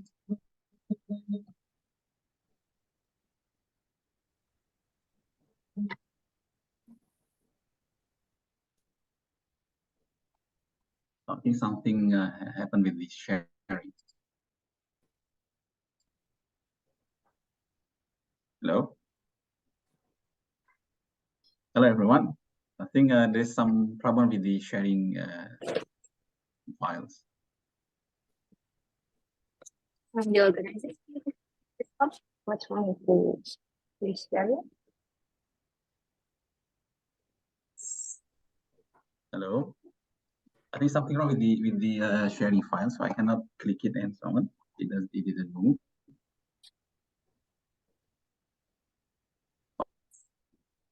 Okay.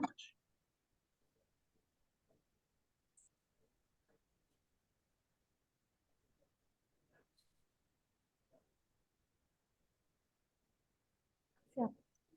Okay, thank you very much. As I presented before, I would like to relate this technology 5.0 to the human resources preparations. So basically, I just going very fast. The difference with in Industry 4.0, basically now we have the interaction between human and machines. So before we have all the data there, then how to make it very optimal in getting a certain information and use it. Now we not only on the database and also the machine to do it, and we interact with them. So it will be highly automated interconnected systems with different machines and also demand. And then based on that one, basically we'll be having a very faster process, faster taking decisions, faster movement of the aircraft and so forth. So technology enabler on the 5.0. So we see one of the aerospace is drone. Also we have all in the aviation systems. So the same thing in defense. A lot of things in this defense systems, because we have to move it very quick and then very precise. Therefore, the machines need to be interconnected to get any decisions made. So the one that I want to go through here is on the aviation technology. So the Industry 5.4 will be having a major impact on the aviations, especially in development and deployment of autonomous aircraft like drones, and also to create the efficiency and safety of air travels, much more precise in looking on the airspace of a certain area, and optimization of air traffic control systems, more complete and accurate pictures of the airspace. Aviation supply chain, we know exactly how to track now the shipment progress and so on. And major impact also on the customer's experience, more ethical, immersed, and personalized travel experience. We can put more personalized experiences in traveling. And security and efficiency of passenger check-in and boarding process. This is on the passenger management, and most of this in aircraft design manufacturer testings. Most of them are to reduce iterations. One of the experience that I have with Boeing several years ago, they are starting already using digital mock-up, where the requirement from the customers through all the design processes, manufacturing it, testing, all together linked to the systems. So they can reduce somehow from 5 years to 3 years. But all this technology have aims to get a faster process, faster iteration, faster decision making. So my point here is it doesn't mean that having faster process, faster iteration, faster decision making will enhance the safety. So there is always a kind of the oppositions between new technologies and also safety issues. So now related to the human resources profile, related to the Industry 5.4. So I think I can divide it into 3, which is basically happening until today. One level is operator. So operator will give an input, but they are not decided on the type of input. They are given certain input, then they put into the systems, and they're running the process, and the output they're formatting for further analysis for the higher analysis, for example, right?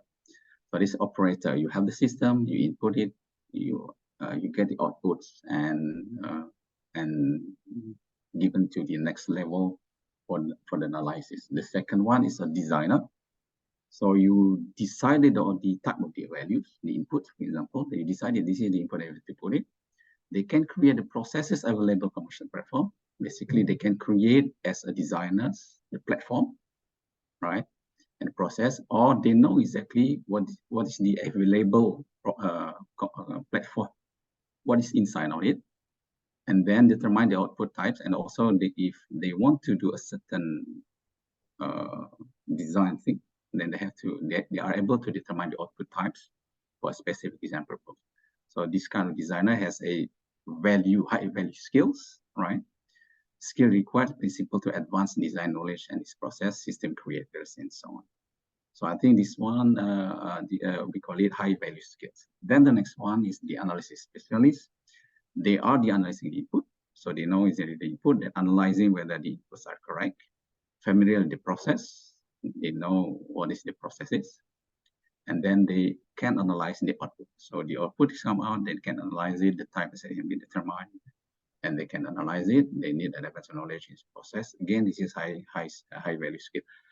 In order that countries like us to be what they call it having a ketahanan in aircraft industry, should be supported by human resources with high value skills. For example, if we get a mass of designer analysis, then the development of the technology will remain with us rather than we have no operators.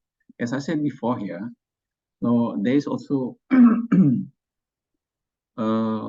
safety issue that we have to take it into account, like Pak Chapi talk later on, also Pak Kasau as well. So there is a certain process in safety, because safety basically they don't look at on how fast you are taking decisions, how performance are your aircraft, but how safety, I mean, how you what do you call it, meet the safety requirements during all your activity to produce a products, especially in aviation. So even to go to the operator, design, analyzers, normally safety authority will ask a certain processes to go from operator, designer, analyzer to fulfill the safety requirements. Okay, maybe the last one. So as well, the safety certification process, basically what they want to know is what has been designed should be as what they manufacturing, and they have to prove it by data or testing. Again, we can show here, whatever the technology, how advanced you are, at the end of the day, you have to show the safety issue either through data, through testing, through analytical, and so forth. So basically, that's come up in my opinion, that where the technology advances, where the decision making become faster and easier, it is becoming very significantly important to remain a strong engineering design analysis skill. It means we have to come back to the principle of the engineering, okay, in order that when we put it into the system, advanced systems, we know exactly the input that we put inside, and we know how to analyze it. Therefore, it will achieve the safeties required by the authorities. Okay, thanks for your patience. I think I prefer to get more question and answer session. My point like this: be careful with all these advances technology. We have to acquire it, but when it comes to the aviation industry, the safety become paramount goals, right? In my opinion, that technology we can use it as a tool, but the basic of the engineering principles and engineering processes and so on should be even more maintained and even more embedded to the human development for the industry, for the aircraft industry. Thank you very much.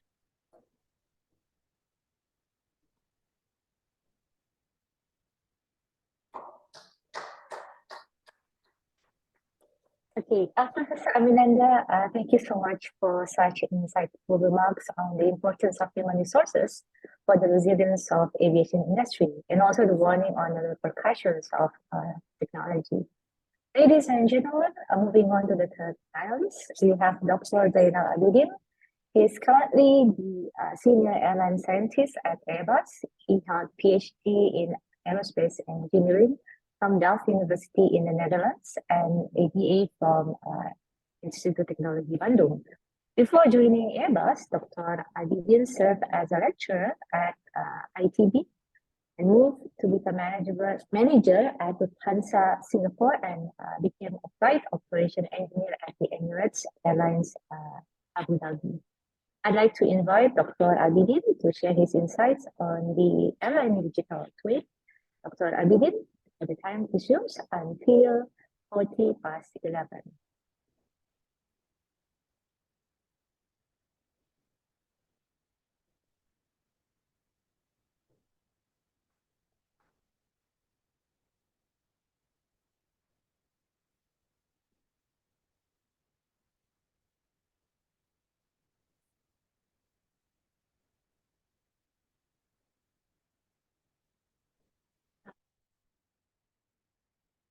Okay, we have technical difficulties, and therefore, we have to make adjustment to the schedule, ladies and gentlemen.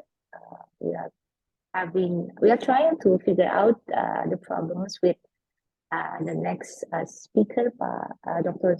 Zainal, as well as the last speaker.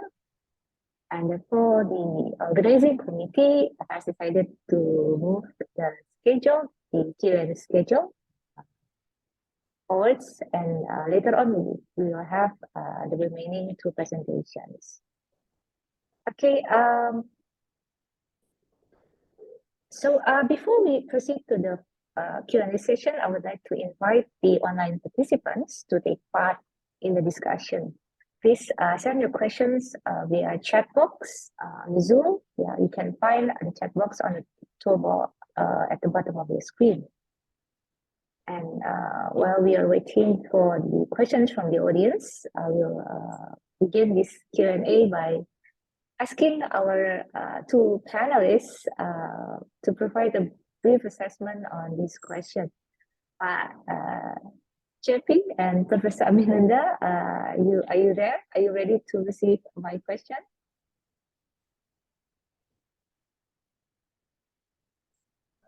Yeah, I'm happy to answer any questions. Okay, so the question is related to the impact of the pandemics on the aviation industry. Do you think that the aviation industry has rebounded from the impact of the pandemics? Yes or no? And how do you see the recovery so far, especially in the context of Indonesia or in the context of the region? Perhaps Professor Aminanda would like to try first. I'm sorry, it was not clear. Can you okay, let me repeat the question, sir. Sorry. Okay. Do you think that the aviation industry has rebounded from the impact of the pandemics? And how do you see the recovery so far? All right. So definitively, this is, aviation industry is the first one who got an impact on the pandemic, because pandemic basically restrained the communications or the displacements of people. So that's the first industry which is having a huge impact due to the pandemic. Now the recovery, as I think it's shown for any airlines, any aircraft manufacturing, it goes to the recovery. Like I think I saw that the presentation from Boeing as well. Now they are recovering, but I think it seemed to me it's not as fast as we thought, right? Because nowadays almost the restrictions are lifted, but not the airlines activities, right? For example, nowadays we can see even for the ticket price is not as come back to the previous one. I think maybe there is some argument on that one, right? It could be to recover the loss from the pandemic that they had to do all those kind of the business model, the new one. So I think it recovers slowly, in my opinion, because there is a kind of, I think the prices is still high. So that's why it's the price is high, so then the people's restrained to move around, right?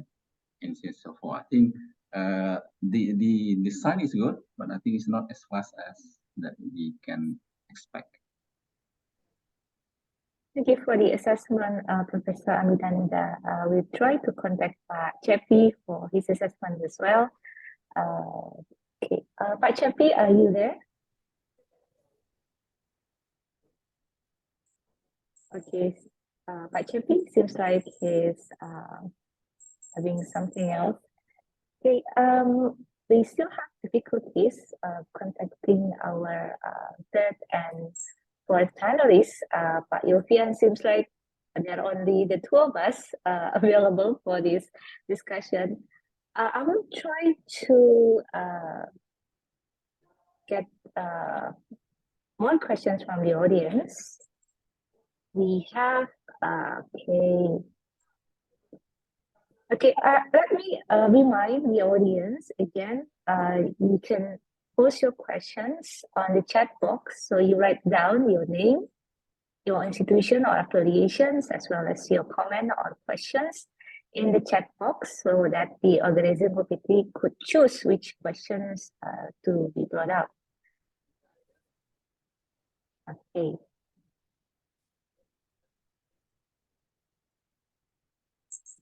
Okay, we have questions here, Professor Aminanda. We have questions regarding the opportunity and challenges for human resources in Indonesia. We will try to relate everything back to Indonesia because I think it is important for the university because they produce graduates every year, and these graduates need to be feel optimistic regarding their future. Yeah. So can you provide a brief assessment on that? Is there lots of opportunity and challenges? What are the challenges that we have to overcome to prepare the human resources in Indonesia to be ready for transportation in the 5.0 era? Professor Aminanda, your assessment?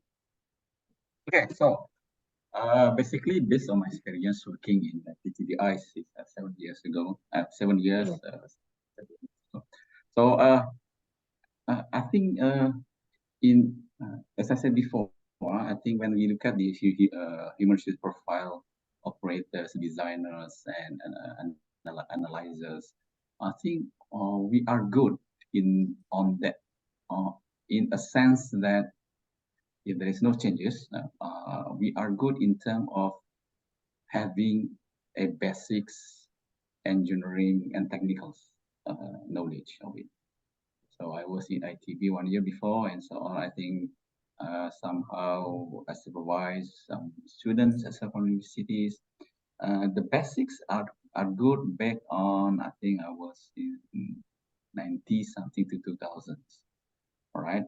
So the only thing that which is lacking, because we are in the industry which needs a international communication skills. So now I think we need to edit a bit on the communication skills, how to write, how to communicate, how to do teamwork, because nowadays even for the safety purpose, it's not only on the technical, but you have also to have a good communication skills and so on. My point is again, as I presented in here, so we have basic, we have communication skills, teamwork skills, and so on. But also now come in, for example, the technology 5, which is everybody talk about AI and intelligence and so forth. Now the questions, should everybody knows about AI, or should everybody learn about AI? In my personal one, we don't have to, because for example, the man, I mean the principal man in the industry in aviation is the one who has a good background engineering. So as I said, all the tools is a tools, isn't it? Either you, somebody can specify on that AI to create the tools, it's fine, right? But this is a kind of general. So the good way to do it, you have those knowledge, but when you create it for the application for the aviation, you should have a good background in aviation. So therefore your platform are meaningful. That's my point. So I think that's the challenges. The challenges always, I always have a discussion with industry.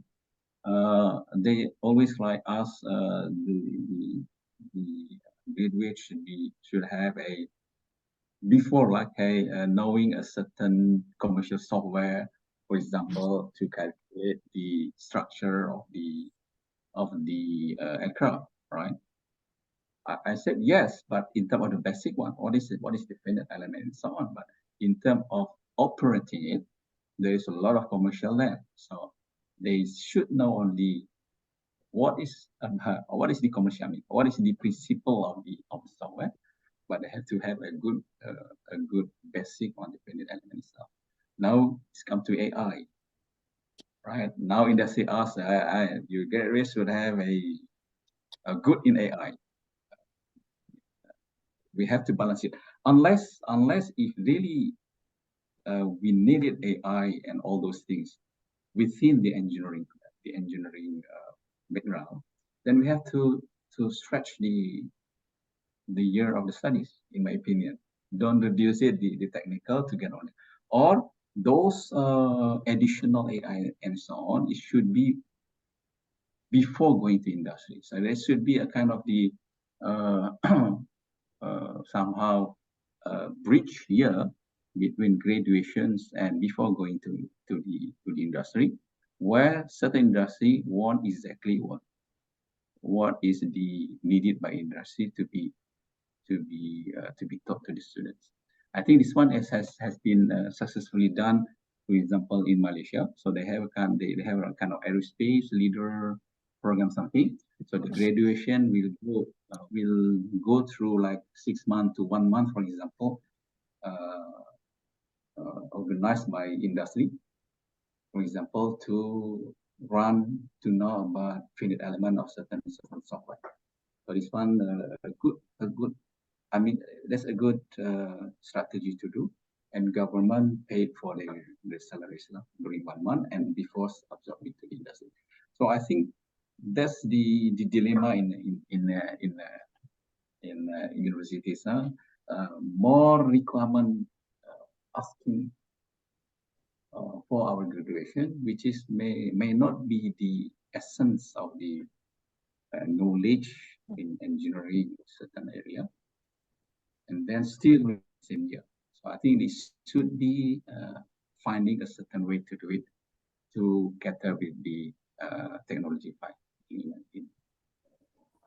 Thank you, Professor Avinder, for such an interesting assessment. We'll dig deeper into that later on. For now, we have Dr. Abidin, the third panelist. Okay, Dr. Abidin, can you hear me?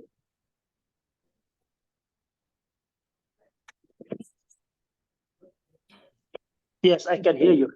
Okay, can you try to share your screen again? Okay, can you hear me? Yes, sir. I can hear you clearly. Okay, you will have time until 55 minutes, yes. or 5 minutes to 12, sir. Okay. Thank you, everybody. Good afternoon, good morning, good afternoon. I would like to present about the Ireland digital twins. This is related with the era 5.0. Okay, first, what is digitization? Digitization is just creating digital representations of physical system. And then digitalization, which is enabling improving business process by leveraging digital technology. So what digital transformation is to change the whole process, the way it works, and then to refresh the result in the digital form and do the analysis. So this is related with the era 5.0. Next. Next, yeah. Okay, so if you analyze an aircraft, so what my presentation is about will be around the airline operations. airline operation is very much tight in schedule, and also there's very high demand for the efficiency. So that's why this digital transformation in airline operation is very much required. So one of the most very famous chart in the airline operation, which is we call it payload and range diagrams, just like in this one. So that means the aircraft has limited fuel; they cannot fly very far, and they have also limited weight, so they cannot carry so many things. So compromise between payload and range, that's what airline usually operating the aircraft. So in the this operation, there's so many data that we have, so many data. And here that you see for traditional way of working, we just take one point and then we see how much payload we can carry, what is the range. So, but using this digital transformation or digital twin, we'll be able to see how far the range, the band of that. So this is what we'll inform further. Next. So we, in airline operation, there's so many data. So the aircraft characteristic itself, the maintenance program, and the market environment, airline profile, flight traffic, and other things. Next. So based on this data, we try to make a structure to use this data for digital twin. So this data consists of data from the models, the algorithm, and then we use the web services, IT platform, and also cloud computing. So with this, we will get the new way of working. Next. Next slide, please. Yeah. So we will be able to structure before this. Yeah. Okay. And here we consider all the factor like the networking, revenue, traffic, flight planning, etc., including the maintenance. And then we will get a new platform, which is next slide. Yeah, so the platform will be looks like this. So what you see here in the top left, you will see that's how the aircraft fly from departure airport to the destination airport. So from origin to the destination. And then from here, we will be able to see how many years of analysis, say 1 year, 2 years, or 5 years, 10 years. And by doing that, you will be able to know the pattern, like the summer season, winter season. So the overall analysis will be much better. So there's plenty of data we are working with. Next. So in the nutshell, we can say that it is a highly integrated air transport simulation, and it consists of several elements that input into the system, like the weather data, the aircraft performance data, navigation data, and also the revenue model, the cost model, the overflight charges. So all put into there, and then we'll be able to do a simulation to know what is the best, the optimum, how to operate the airline. And also we will be able to even see the maintenance, what mentioned just now, so predictive maintenance, what needed, and also for the latest pressing issue, which is the environmental. Okay, next. And this one is the information of airline science. That's what I'm here in this department. And what we do, we develop the algorithm from scratch based on the airline experience. It is very strange. That's an aircraft manufacturer, which is like this Airbus, but we're able to simulate how the airline operates. And so we take all the information from the airline's operation, and then we put here, and then using the digital technology and big data and using the AI to make this all happen. Okay, next, just to give you an example how it works. So the first column, which show usually how we analyze the aircraft performance, which is start from takeoff and then climb, cruise, climb again, and descend and landing. So with this, you have only just 1 point, which is a point. So when we analyze using like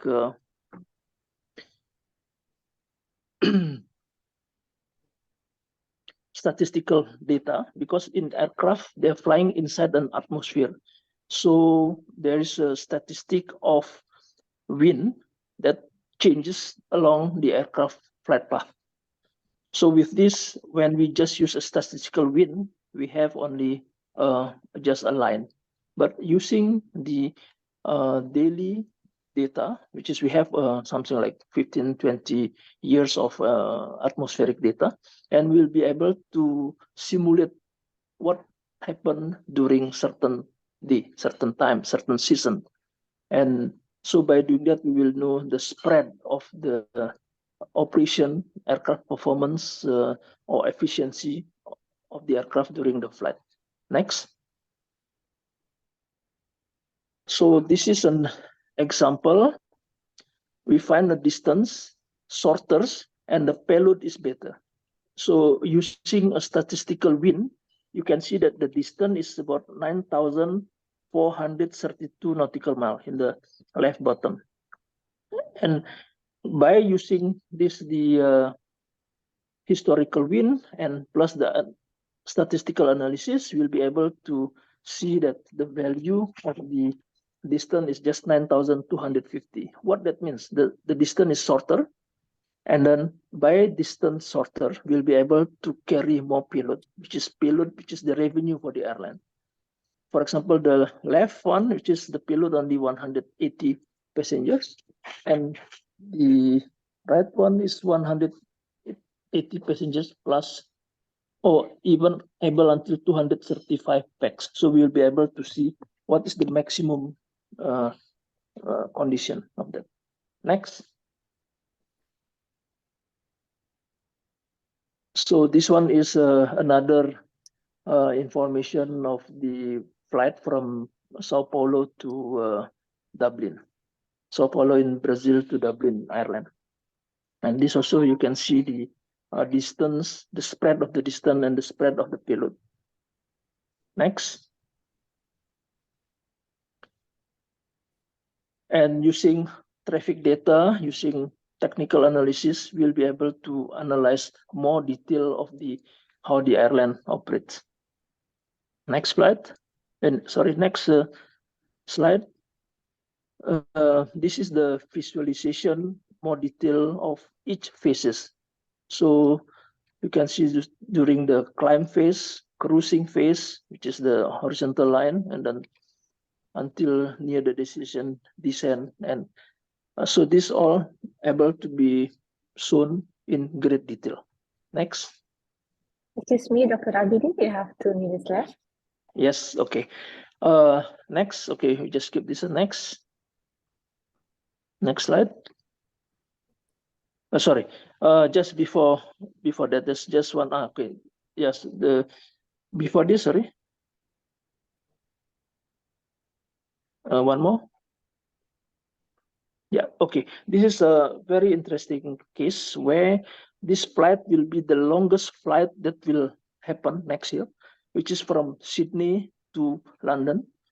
The flight hours, which is about 19.5 hours, and without stop, non-stop flight. So if normally they fly from Sydney to Singapore to London, and that will takes more time. And with this direct flight, and you can see in the lower right, that's where during the 19.5 hours you need to have gymnastic to relax it. Okay, and next. So with this also, next, just skip this. This is flight from New York to JFK just now. And the other one, which is we'll be able to see the design, how many first class, business class, economy class, or premium economy is to give the optimum, the best revenue to the airline. Next. So for example, this is there's some dot here that you can see. The purple color is for maximum,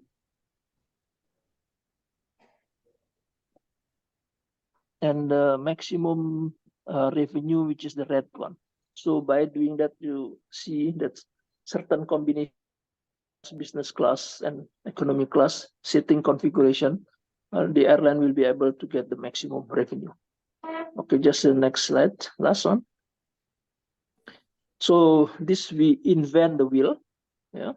But usually the airline will say, no, thanks, we are busy with their current way or method of using. So this will be the future where airline will be able to use this big data AI for their airline operations. Okay, that's all. Thank you very much.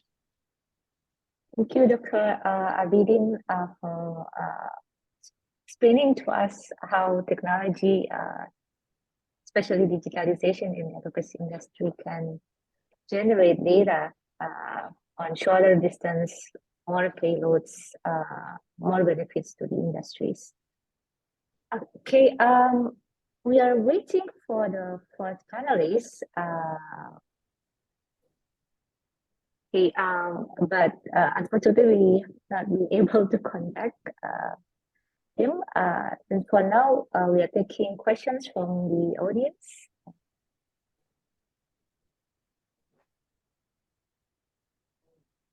Okay, organizing committee. Okay, okay, we have one question directed to Professor.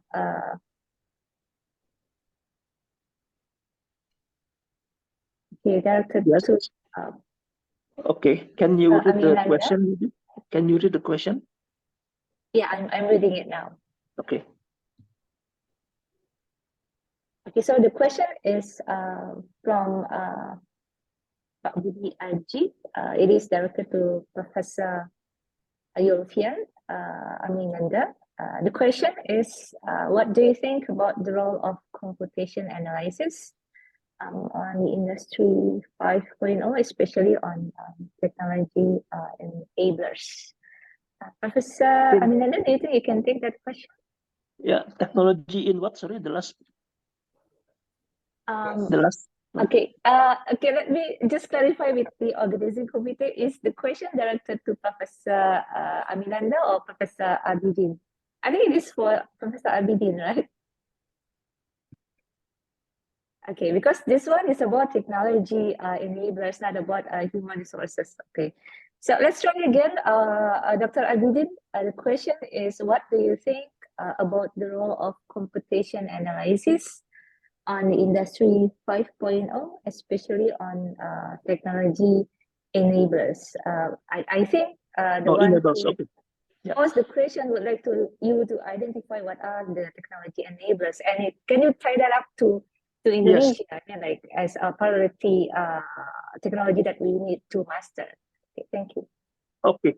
Okay, thank you very much for the question. So I think what the enables is the big data, and also the AI, where we use that intensively to find the best, the optimum condition from so many possibilities. So we use optimization, several optimization that try to find the best, for example, the best route, the best flight configuration, the best distance, and usually also try to, even we can go to the environmental to have the best minimum fuel emission and also minimum contrails occurrence. Contrails, which is the condensed trails, which is you can see the smoke behind the aircraft when they fly. So that can create also greenhouse effect, because that restrict the emission from the Earth to the space. So we try to, by doing this all, we can be able to use optimization and big data and certain deep algorithm to minimize all the negative effect and to get the best profitable result for the airlines. Okay, thank you, Dr. Abidin. We have more questions coming in. This one is from Ai Putri Chakawardana. She asked, well, you mentioned about the longest flight from Sydney to London, which take approximately 19.5 hours. She's asking how is the security and also the safety of the passengers during such a long hour flight, Doctor? Yes, I think for this Qantas, which is the airline will fly, that also have studied very carefully, including they bring a medical doctor, psychologist to see what the effect to the passengers. So that's why what you see just now, there's at certain time you need to move, you need to do stretching in order to relieve the blockage of the blood maybe in your body. So, and also they have something place where you can walk, you can chit chat. That's how the system will be. So it is very challenging, yes, because this will be the first in aviation, which is more than 19 hours.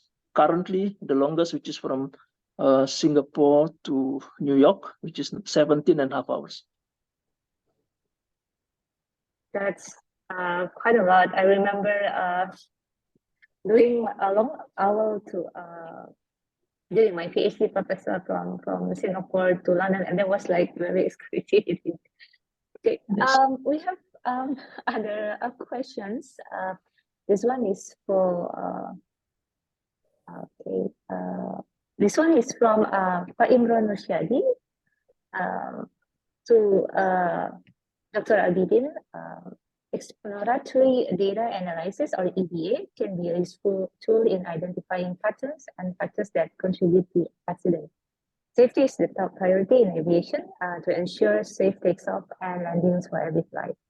If I use machine learning or deep learning for predictive analysis, are there any specific protocols?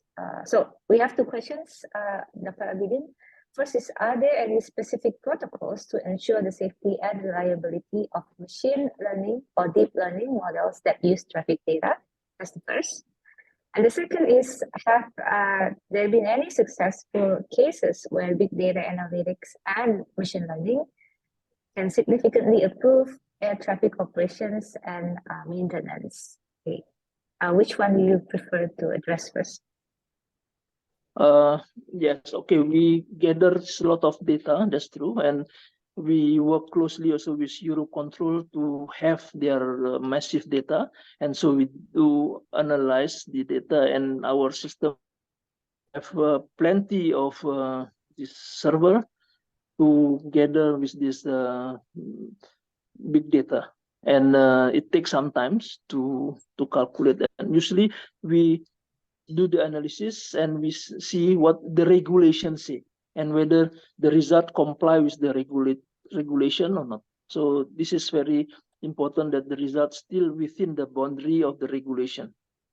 And so far, yeah, if there's not compliant, then we will modify, and then we'll be able to say it's not possible or how to modify to make it possible. So I think that's a lot of study. It takes some years, maybe 2-3 years we have done this, and gladly we improve also the algorithm that we use, yes, to make this happen.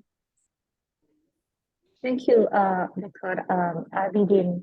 I think we've come to the end of the first session. Join me to give a very big warm round of applause to our excellent speakers. Thank you, Professor Ilfian Aminanda and Dr. Zainal Abidin, and also Air Marshal Chief King for the stellar performance. On behalf of everyone, the organizing committee at the AVINER, I would like to apologize for the technical difficulties. We are holding these conferences with people all over the world, different places. So technicalities becomes an issue. Hopefully we could overcome that in the next session. And I would like to thank you for all the participants for such critical questions. And now I would like to return the conduct of this event to our MC, Colonel Amelia. Back to you.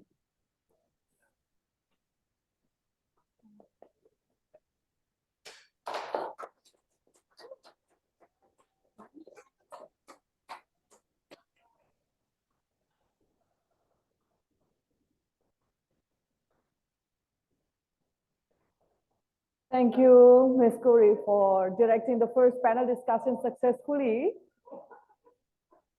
And please give a round of applause for the honorable panelists of the first panel discussion.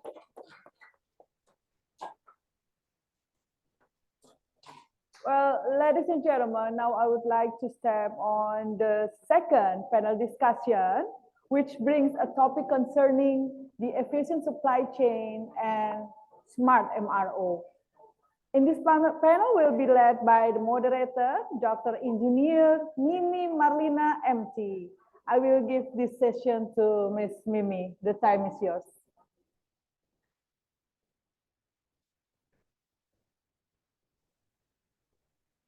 Okay, thank you, MC. Good afternoon, ladies and gentlemen. Welcome to the International Conference on Aviation Industry, Education and Regulation Conference. Now the second AVINER 2023 is about aviation supply chain and smart maintenance, repair, and overhaul. This is the internal conference to begin. Thank you very much for preparing yourself to join our virtual conference. The honorable all speakers of the AVINER 2023 and all participants of this virtual conference. Ladies and gentlemen, I am Dr. Mimi Marlina, the moderator of today's panel session. I'm very pleased to see you here and welcome all of you to this virtual conference. Ladies and gentlemen, we have three speakers who are already with us, and I like to greet Mr. Bram, and the next Professor Insinyur Berta Maya Sofa, and Captain Darmadi. And I'm going to lead our presentation till the next 1 hour, and you all the speakers will talk around in 10 minutes. And after the three speakers have presented their topics, discussion, key and answer for about 15 minutes. Now, follow me to the first speaker. I'm going to invite Mr. Bram Germany BSIE CAAS. Hello, Pak Bram. I would like to read your profile first. He graduated from the University of Toledo in and then he earned MBA with a specialty in engineering management of Seattle 1997. He earned a certification in aeronautical and aerospace safety CAAS from Embry-Riddle Aeronautical and Aerospace University 2009. He was 20 years of experience in the automotive industries and also joined Boeing as industrial engineer. And he is involved with IDTNS, Indonesia Dirgantara Technology and Network of Seattle, and IAEZ, Indonesian Aeronautical Engineering Center, on program strategy and leadership development. He lectured at Universitas Indonesia also on engineering management and leadership. So no doubt he is an expert, Mr. Bram. You have 10 minutes to deliver your presentation. Please welcome.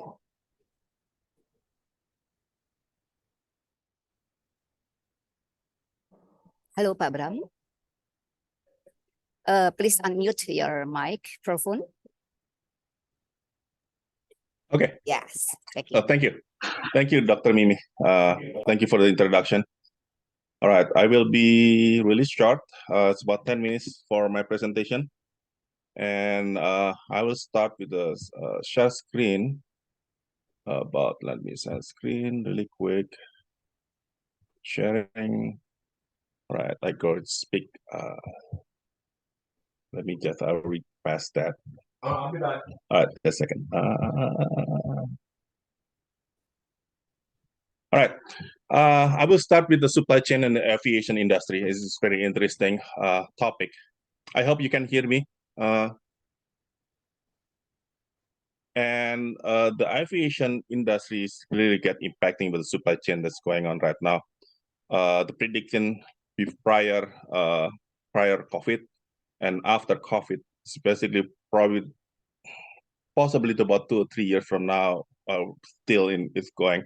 The impact is really big time. But I just want to go to the basic. What is a supply chain? People talk about the supply chain all the time. The supply chain is a network of individual organization, resource, activity, technology involved in creating sale of the product, which the key is how you see from starting point what the raw material go all the way to finished end product, which through the distribution channel. That's what the supply chain is. And the purpose of supply chain value, they have two. The first is supply chain aim for to meet the customer demand.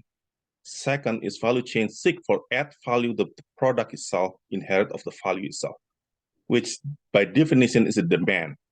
The raw material chains become a product. That's what become a value chain. In the supply chain management in the aviation industry, the first one, because the supply chain in aviation industry is essential to save costs of the business operation.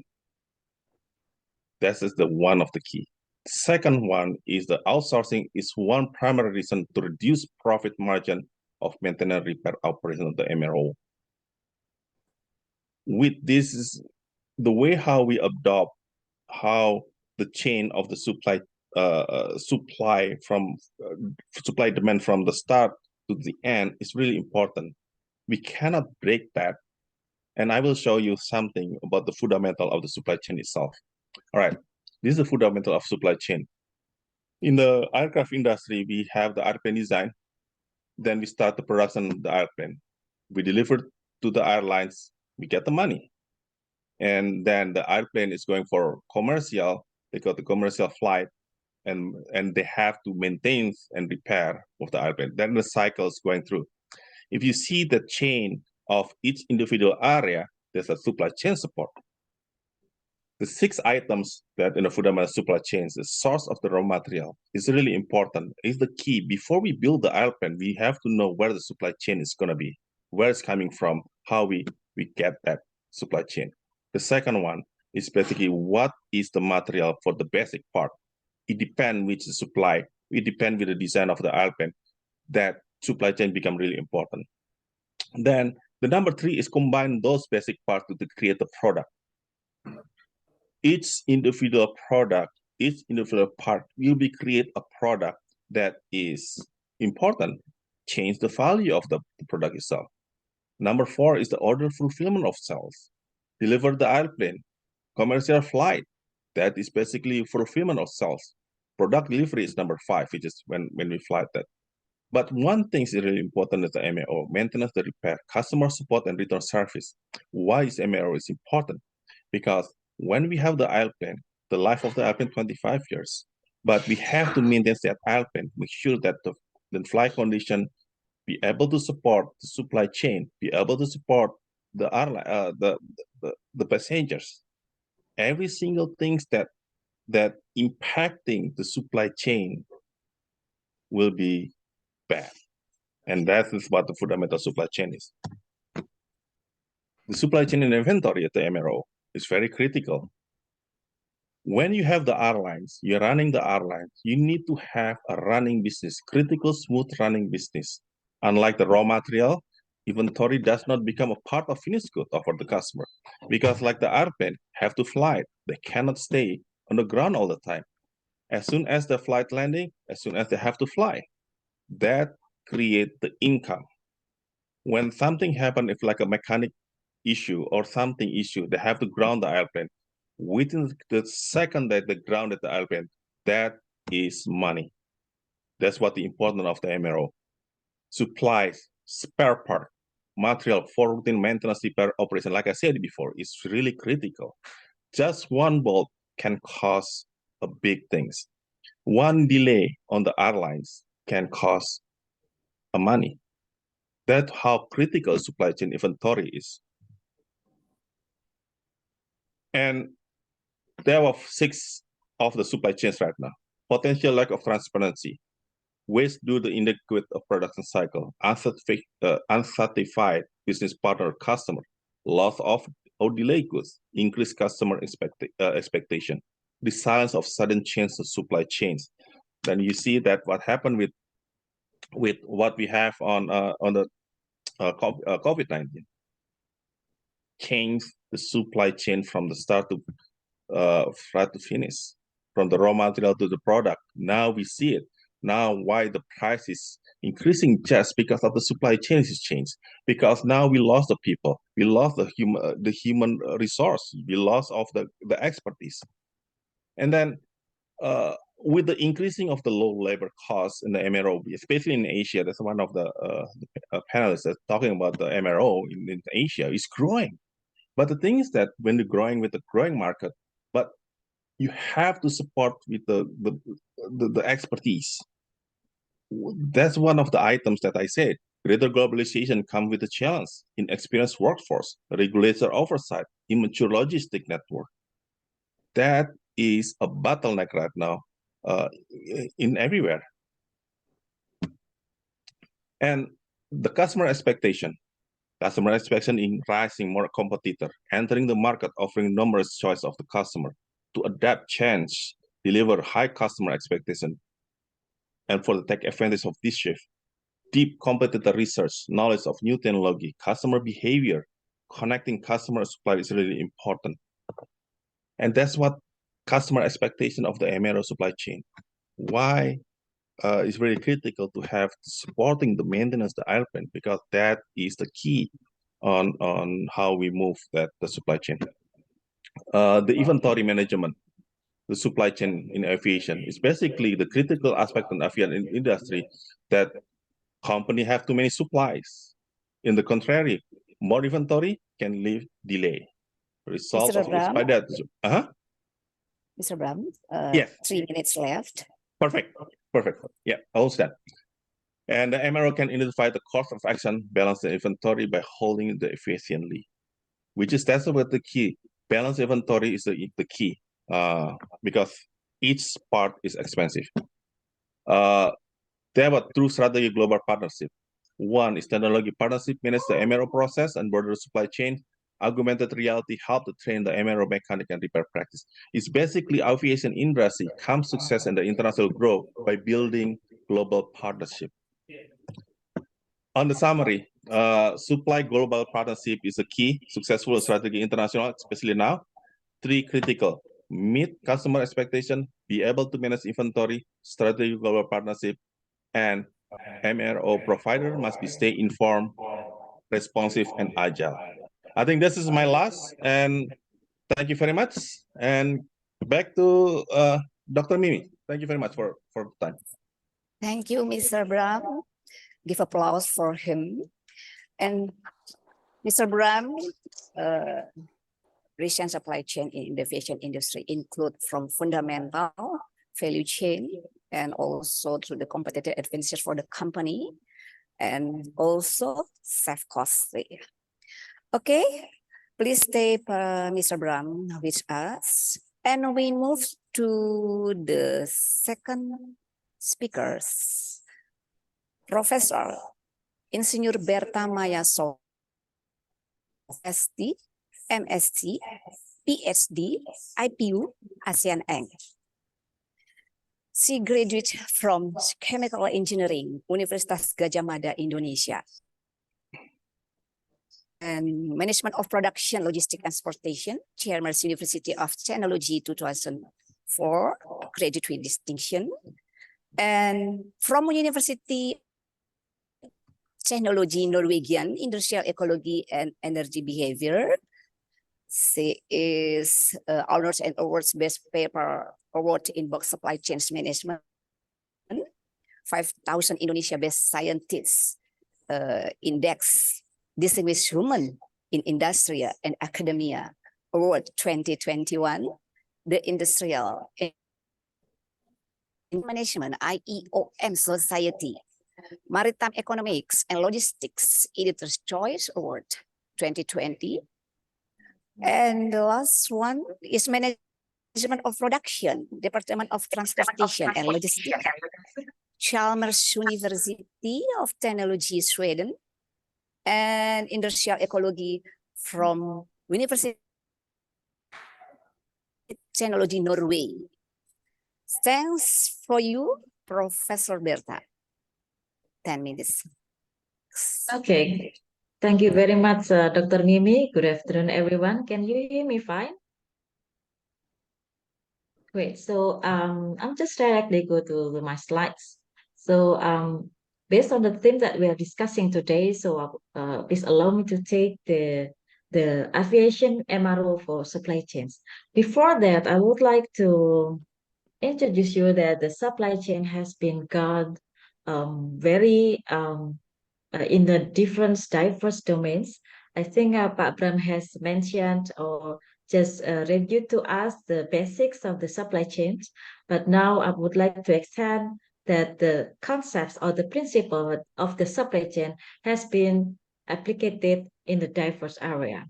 For example, like when we're talking about the supply chain, we start with the military supply chain, as we call usually the logistics, and then it has been adopted by the commercial supply chain. Maybe one of the most or the first companies that adopt the supply chain is Ford, one of them, and also Toyota. Maybe you heard that as well. And then it comes to a different areas such as agriculture, the city logistic, and also the humanitarian. And now I think the most recent development of the supply chain in the circular supply chain, how we can manage that our supply chain within a different application can be find it as a circular. But today I would like to just a brief overview on the MRO supply chains, because different types or different application of supply chain, they have a different specific characteristics. So that's why my next slides, I just want to give some overview how the MRO, aviation MRO supply chain might different with other types of supply chains. As we know, the MRO is, I would say, like it's necessary, but not necessarily strategic, because the MRO is, if we call it, is like a supporting supply chain. But if we don't have that kind of sufficient support, then it will our supply chain will not be effective and also efficient. And if we look at the characteristic of the MRO itself or the MRO components, we know that the demands for the MRO is very uncertain, because sometimes it's depend on the equipment, the values, the maintenance needs, and the spare parts that maybe it has not usually being changed in a regular time, or could be in the regular time. So we don't really know the number and also the lead times of the demands. That makes the MRO supply chain is very challenging. And also one of the specific characteristic is that the MRO is not only just dealing with the products, but also it integrates with the services. We are not dealing with the, but we also, the MRO supply chains is depending on the maintenance, because like if the equipment is failure, so we need to deal with how to fix it. Or for example, like if we cannot fulfill the required parts for the maintenance, then it will delay the vessel. So there are a couple of factors that might influence the aviation MRO. We see that the airplane or aviation technology is very challenging and very constantly changing, and that makes the competitive very competitive, because there are many technology and also many competitors coming in, and also in the customer demands, more customers have more demanding, they have a different type of needs, and I think in the first the keynote speaker has been mentioned earlier this morning, and at the end we need to manage the supply chain in economics ways, because otherwise it will not sustainable. So if we talk about the MRO, there are different types of elements that I would say like it's a core elements of the MRO supply chains in the warehouse, mostly in the inventory management, and how in the strategic procurement, and also how we manage the inventory along the way of the process in the supply chain. And also the important things is the touch points with the key influencing function. Here we mention it as the maintenance planning and also capital procurements. And the MRO is very, as I mentioned earlier, because the technology is changing, means that also it implies that the material, the parts also can be changing over time. So that's why the MRO supply chain needs to be adaptive and also resilient with the level of uncertainty. And because of this uncertaintiness, sometimes we need to we have to be very flexible. Otherwise, the high cost, particularly for the operating cost, it will be very high. So here's just a very quick diagram that shows you how the aviation MRO in the supply chain. Here we see in the center part, it's more the MRO supply chain that support for the operations of the flights, the airplanes, of the operation of the airplane. But in addition to that, we're also dealing with the maintenance operation, you see in the below of the supply chain, and also with the spare parts to ensure that the operations can work smoothly. So here we see that if we talk about the MRO supply chain, we are dealing with the operation itself, but also we deal with the maintenance and also the spare part availability. So we talk about the conditions 3 minutes left. Yes, thank you. The growth in Indonesia, the MRO, they are, I think it's been mentioned in our first keynote speaker, it has been a very dramatically increased because of one of them is about the low labor cost. And we are now have three key players, GMF, SIA, and also some overseas companies. There are some problems that we face in the MRO. For example, as I mentioned, the inventory and very regular change, and sometimes we also find a duplicate item catalogs. And there are some reliance on the uncodified knowledge as well. So that means that this process has not been understood. So that's why sometimes it's very challenging how to manage it. I think I will skip this one because it has been mentioned in Pak Bram earlier. So then how we improve our MRO? As I mentioned earlier, the first thing that we need to ensure the availability of the spare parts. So means that the strategic sourcing and some other strategies that support the effectiveness of handling the procurement is very important. So strategic sourcing, category management, and also dealing with the assessment of the suppliers, dealing with the inventory management is very critical in the MRO. And for the next, so what we should go from here, there are many technology that has been available here that we could, to take it as a competitive advantage. For example, using the additive manufacturing, so we can do the distributed productions and also use the big data analytics, lean and digital aviations, and we could also integrate with some green MRO, and at the end we could integrate the data analytics, for example, using the blockchains, and also with the indicators for making our aviation is more sustainable. I think that's all for now. I think I'm looking forward to fruitful discussion afterwards. Thank you. I would leave it to Dr. Nini. Thank you. Thank you, Professor Bertha Sopa, for the insightful presentation. Present aviation MRO supply chain, characteristics, problem MRO in supply chains, how to improve and future efficiency. Give applause for Prof. Bertha. Stay with us, Professor Bertha.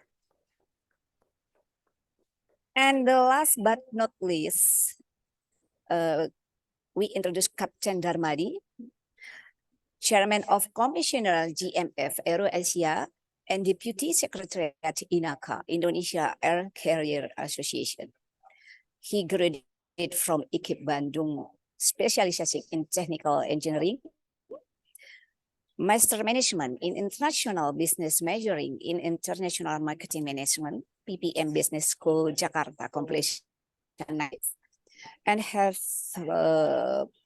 professional experience, Chairman of Commissioner GMF Aero-Asia 2023 until now, Deputy Secretary at Indonesian National Air Carrier Association 2022 until now present, member of Commissioner Flybase Flight Academy present. Time, Captain Darmadi. Thank you. Yes, thank you, Dr. Nini Marlina. Yes. Okay, maybe I'd like to have the short presentation. Before that, maybe I'm going to give you, do you hear me, Bu Mini? Yes, clear. It's very clear, Captain Darmadi. Okay. Good afternoon, ladies and gentlemen. I'm honored to be here today as a panelist to the second international conference on aviation industry education regulation organized by AVINER in Jakarta to discuss the important topic of the building aviation supply chains and smart MRO practices. First of all, I would like to thank you as well to introduce me, as mostly my career is on the airlines, and only 3 months ago I was appointed as the chairman of commissioner in the MRO. Actually, the MRO has already been built by Garuda, I think 30 years ago or 25 years ago, when I was also in Garuda. So in this event, I would like to give you a short abstract that aviation supply chains play an important role in ensuring seamless operation of the aerospace sectors. They are backbone of the industry, responsible for delivering the right part and component at the right time to keep the aircraft flying, to keep the aircraft in the sky. So the right time is the most important thing. So that's why I will connect the importance of supply chains, because airlines needs just in time regarding spare part. So this is the important thing, because otherwise airline will not be able to increase the utilization, as you know that the lease of aircraft is really very expensive. On the other hand, smart MRO practices powered by the technology and the way we maintain and repair, enhancing safety and efficiency. So during this discussion, I will explore challenge in building a future based on my experience and practice, especially in Indonesia.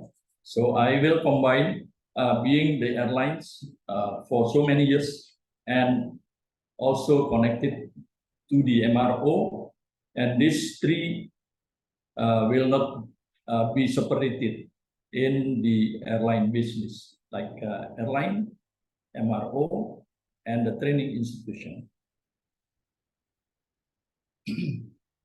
Please allow me to start the presentation now. As I mentioned, the development of smart MRO is always connected to the progress of the growth of the airlines. I think some of us also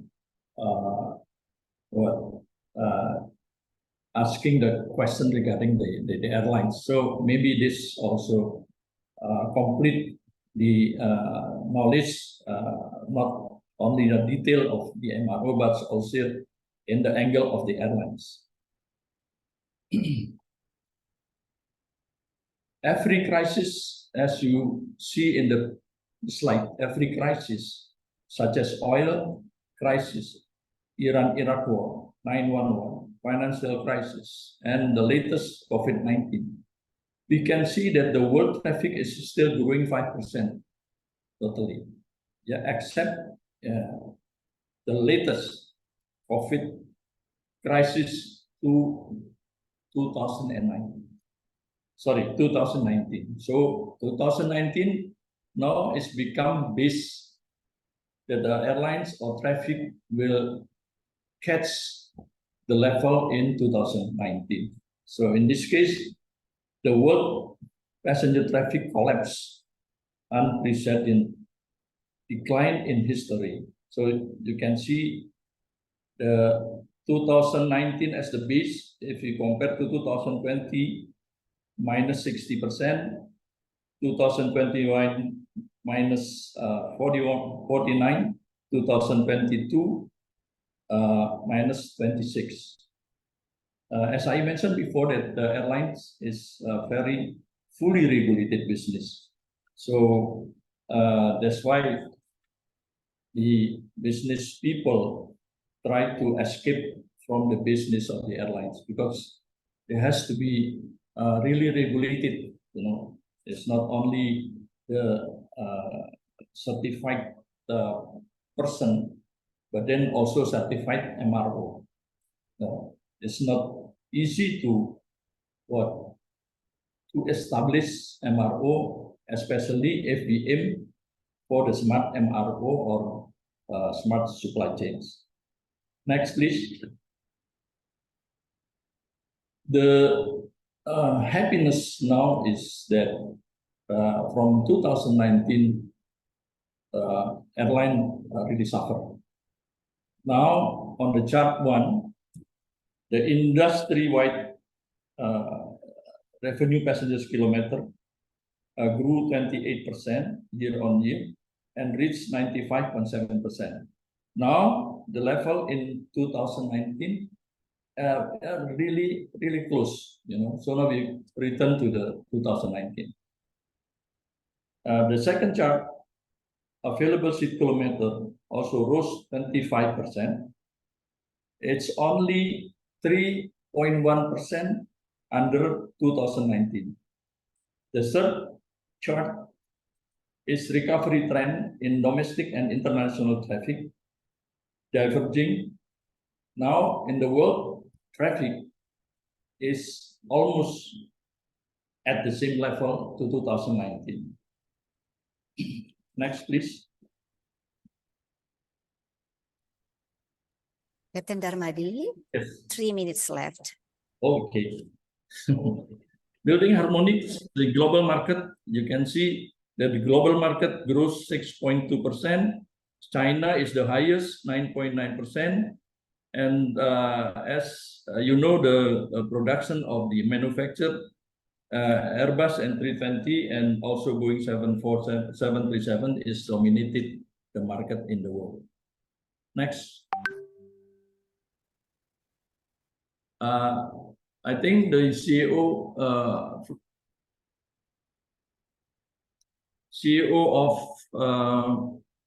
MRO, Pak Andi has already mentioned the capacity and also the performance. So actually, Indonesia has one of the biggest MRO potentially developed for future start to have to be a smart MRO. As also mentioned that the market is still open because only 54% is what supplied by MRO in Indonesia. Next, please. Next, please. This is what the challenge in building future MRO. I have the issue, 4 issue, recovering number of passengers. People are now beginning to regain their enthusiasm for travel after being restricted during pandemic. That is already shown in the airport and everything. So everybody likes to fly. Everybody likes to go holiday. Decreasing number of airworthy aircraft. As pandemic result, the aircraft number in Indonesia before pandemic was 560. Now it's only 300. That's why the ticket aircraft is also relatively high. Limited spare part availability, that is already mentioned in the supply chains. We have difficulties in the supply chains in the world. So I think I don't have to mention regarding how is the supply chains. And the other challenge is limited human resource availability. As a result of everybody likes to fly, but then the resources has already been fired and they have to be re-recruited again. The key issue smart is final issues that the supply chains and MRO, developing supply chains and smart repair organization in aviation business requires careful planning and execution.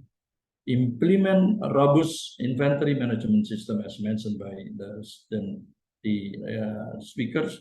Build strong relationship with reliable supplier. Invest in smart technology. Provide training. Maintain the aviation regulation and safety standard. And also regularly review your supply chains and MRO process. And last but not least, consider the sustainability activities in your supply chains MRO operation to align with the industry standard.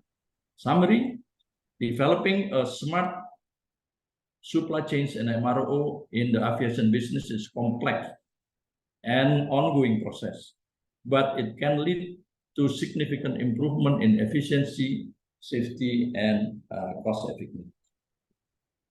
Ensure that you stay updated with the longest advancement in aviation technology, adapt your strategy accordingly. Finally, I would like to express my appreciation for the coordinating this conference and knowledge and collaboration. Thank you for coordinating this conference. Thank you again. Thank you, Bu Mimi. Thank you, Captain Mari, for the insightful presentation, the challenges in building future MRO in era pandemic, in the crisis COVID, and also you present key issue as smart supply chain and MRO. Thanks for the insightful presentation. Now, ladies and gentlemen, all the audience can ask questions after the session, and you can text your question in chat box. There are so many questions in chat box here. First of all, from Yon Karyono Iamsa to Pak Bram. I will read the questions. Pak Bram, please accept my short question is this. Can we apply as well those PPT explanation to the AOC roles of production Thank you and appreciate for your thought. Please, Pak Bram. Thank you for the question. Yeah, we met about last time, about 2-3 years ago with Pak Yono. Yes, the answer is yes. You can use what I have right now for the AOC, because the basic things about the MRO itself is just how you see, how you able to move a product from one end to the other, and how you support the product. And AOC is one of the items that on the production we should doing that. I think that's the only way. The survival of the production is based on the supply chain. Right now, everybody struggle. We lost the good people. The second one, we lost a supplier that used to exist prior the COVID-19. Now it's gone. I think Captain Dermadi talked about it a little bit. Professor Berta also talked about the MRO. I think this is something that we have to think about, how we manage our supply chain from the beginning until the end. We found the root cause, working together. I think that's the only way the answer what happening right now in the supply chain. It's not only in Indonesia, it's in the entire world right now. It's just scary how the supply chain is impacting. All right, thank you.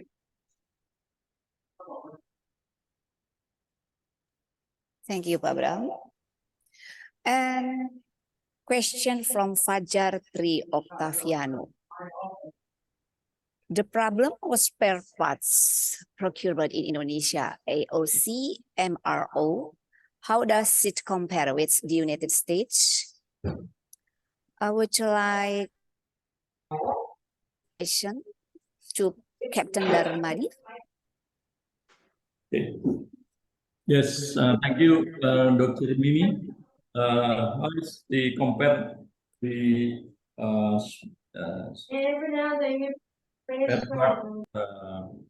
operation between Indonesia and USA? As mentioned by Pak Bram, I was invited last month to Boeing, so visiting Pak Bram's area. So Boeing now is increasing the production, but supply chain is also one of the world problem now, because MRO needs spare. If compared to USA, of course, everything has already been settled. I mean, the regulation and also tax and everything, airline has already expecting to, of course, to receive the spare part on time, or has to extend the ground of the aircraft. So the problem in Indonesia is on the regulation actually.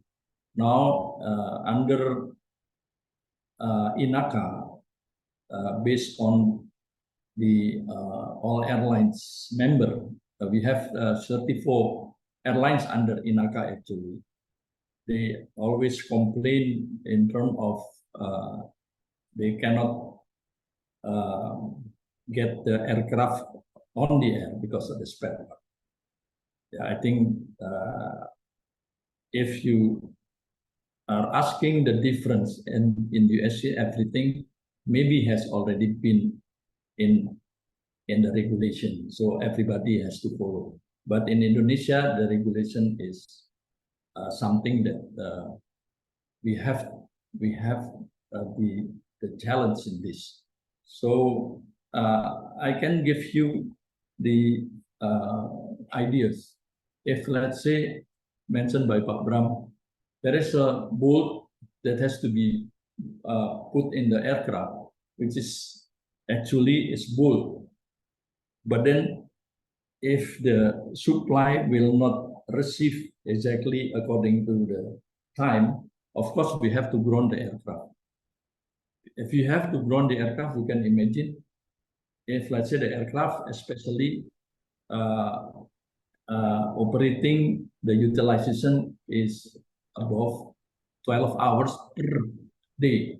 So if you have to wait the component, then they will lose the utilization.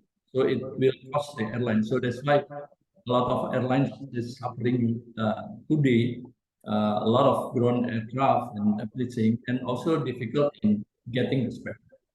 So maybe you have seen the difference, and all the spare part mostly coming from USA. So I think it will be much easier to be the airlines operator in USA rather than in Indonesia. Does that answer the question? Okay, thank you, Captain Darmadi. Maybe Pak Bram will edit the info to answer the question. Is Captain Darmadi's answer? I just like add a little bit, because the role engagement is already set, but the things that now the supply chain in the United States is coming from all over the world. It's not only the US.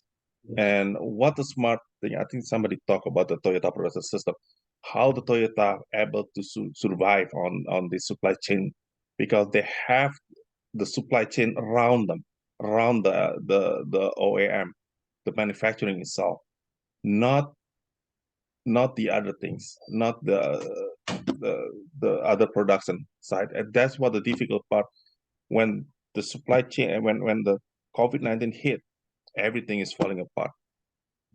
Not during the COVID-19, after the COVID-19. 2 years, 3 years, right now, everybody is just suffering. I think that's what the additional, in the US right now, they just suffering. Everything is expensive now. All right, thank you, Dr. Mimi. Thank you, Pak Bram. Thank you, Mr. Bram. Another question, I would like to ask the key, Professor Berta so far.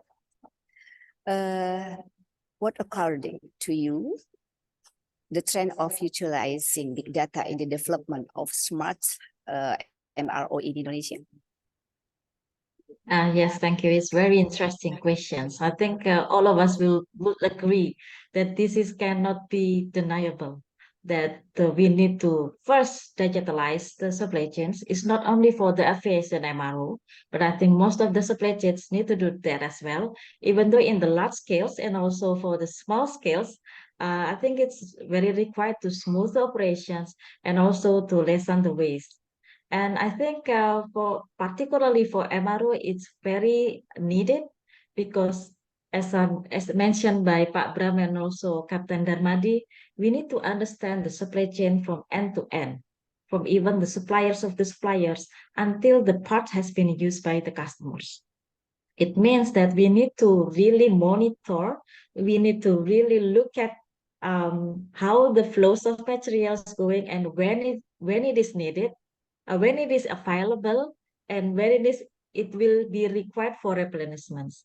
It means that we need the technology to help us to understand the real-time information, and that makes us to make a better decisions.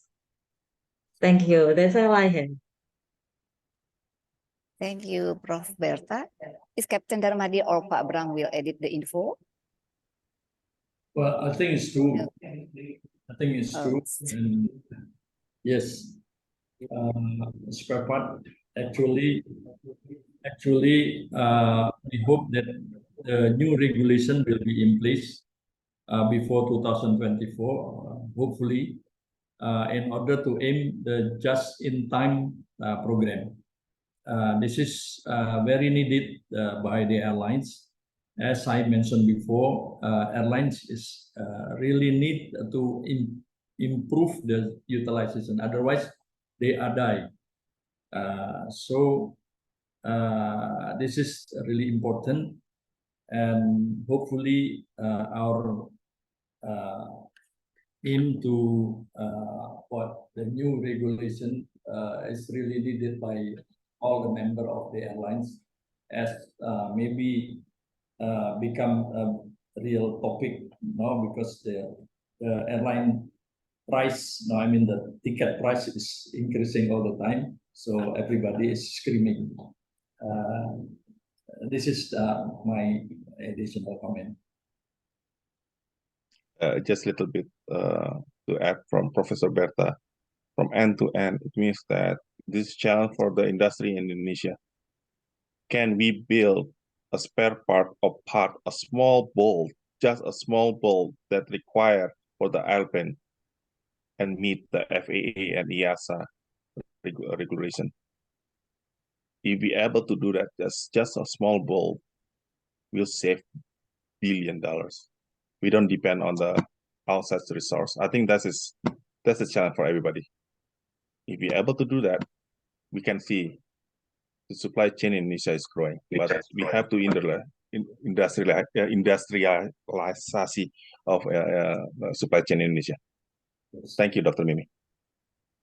Thank Dr. you, Mimi, Mr. can I Ram. add one Okay, more okay. thing? I Sir. forgot to mention that, yeah, if we look at our logistics system in Indonesia, I know that we are far behind with our neighbors country, but we are progressing now. Our government currently has established what we call the national logistic ecosystems.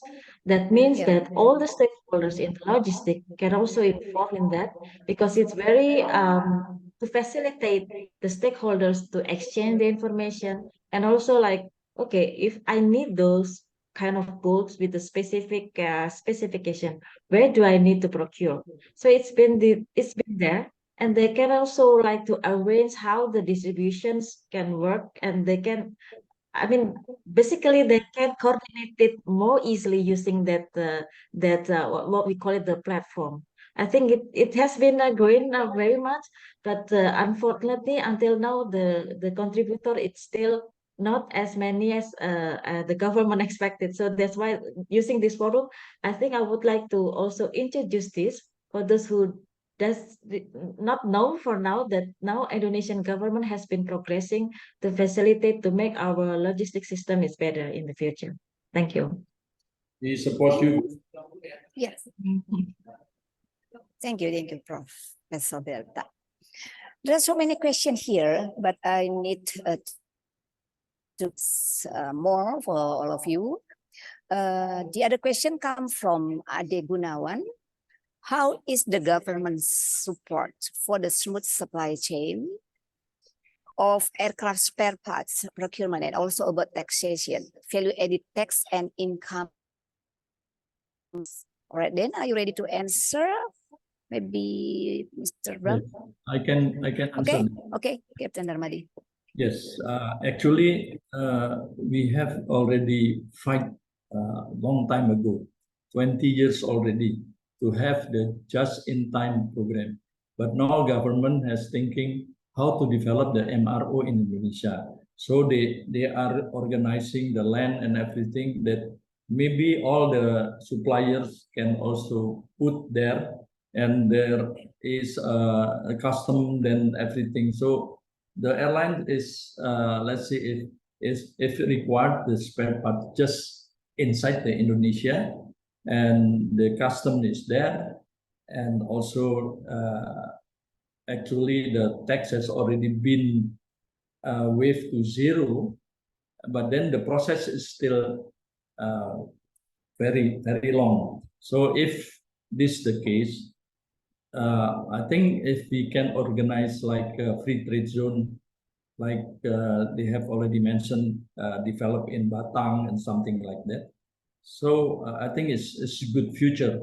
So they have direct spare part there. So the airlines need the spare part is not difficult, because the thousand of the spare part number has already been listed internationally in the IPC, Illustrated Part Catalog. So I think if the system has to be implemented in the custom clearance, like the other country in Singapore, Malaysia, Thailand, before importing this spare part, it has already been stamped, this is aircraft part. So they just follow the flow and then follow the green lane. So if the airlines order the spare part, in other country, you know, they just waiting for not days but minute. So it's really hoping by the airlines. So because the airlines is afraid to have the fake spare part. There's, I have already mentioned earlier, is very regulated. We cannot change both as mentioned by Pak Bram. Refer to other boat in Indonesia, which is not certified by FAA or EASA. So this is the problem of the airlines facing to get the spare part.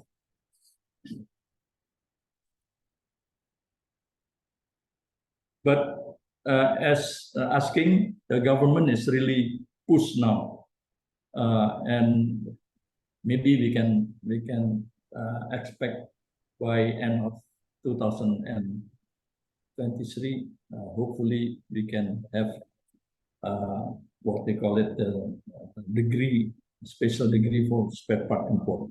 Thank you. Chandarmadi, so many Yes. questions, but I will have to final this session to close this session. And before we go to the next session, ladies and gentlemen, we finally come to the end of the session. Before I put this panel, I would like to from what the speaker has presented, aviation MRO supply chain, and the challenge is really future MRO after pandemic in the post-pandemic era, and also supply chain in the aviation industry to get the competitive advantage. And also we use the big data analytic. And three of you discuss about the cost effectiveness, big data analytic, and etc. Thank you for this session.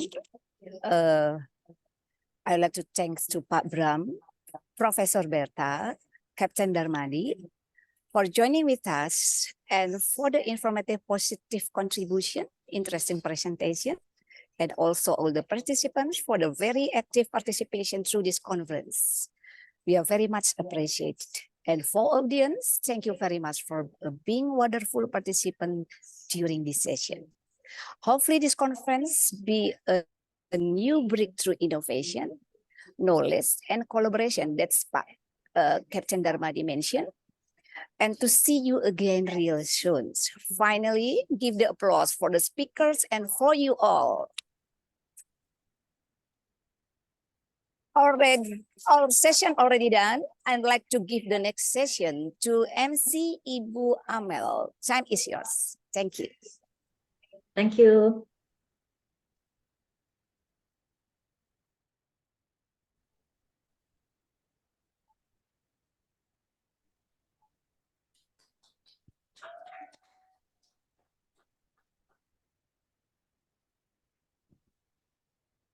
Cannot hear you. All right. Thank you. Can I repeat for giving the appreciation to Dr. Mimi for directing the second panel discussion successfully. And also we would like to express our gratitude to all panelists and all the moderators to have these panel discussions successfully, and also for your contribution and presence have added great value to this conference. Moreover, we will have photo session together with the speakers, with the panelists and the moderators, along with the audiences. Please open your camera, and I will have you all in the camera.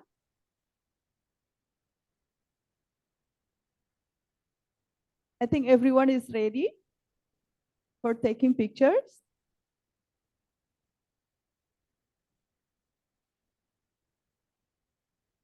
All right, we will have 5 times of taking pictures, as we have 5 screens here.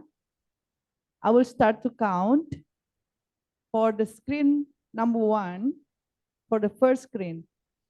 1, 2, 3. Okay, it's done. For the second screen, All right, I will count 1, 2, 3. All right, for the third screen, I will count from 1, 2, 3. And the fourth screen, please switch on your camera, everyone. All right, I will count from 1, 2, 3. And the last screen, last but not least, everyone. All right, 1, 2, 3. It's done. Thank you very much.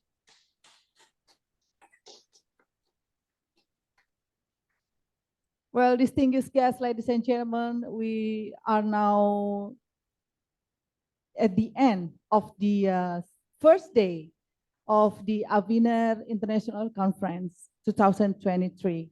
And the highest gratitude to all participants and also for the keynote speakers, honorable speakers, the honorable panelists, and also moderators for their valuable insights and expertise today. Please give a round of applause to all of the participants of this conference. And also on behalf of Surya, I would also like to express our immense gratitude to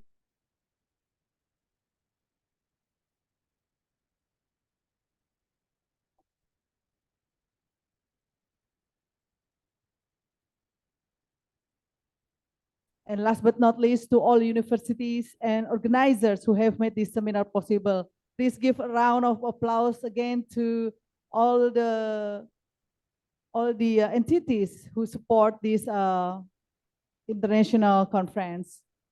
And allow me to conclude this first day conference with a quote from Albert Einstein.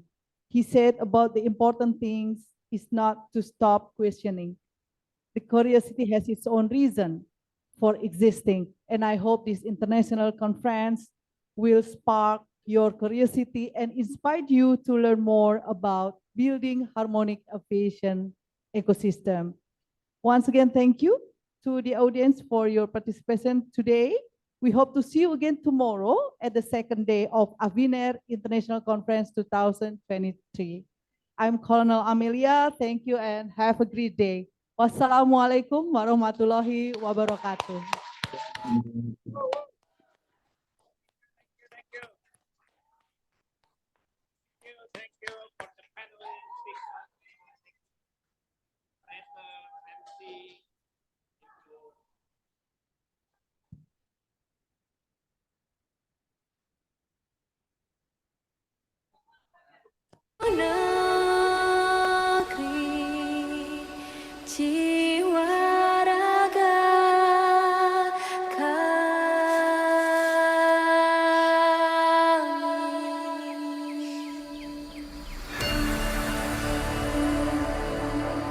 Indonesia is the most beautiful land in the universe.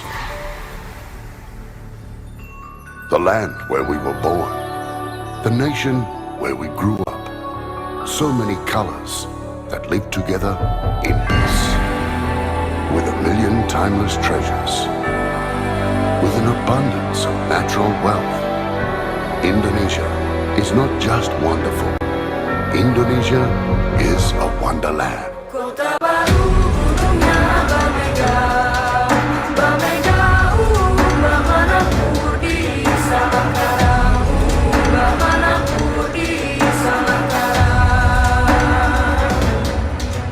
Batamu lawanlah adinda, adinda iman di dadara, samalayang iman di dadara, samalayang.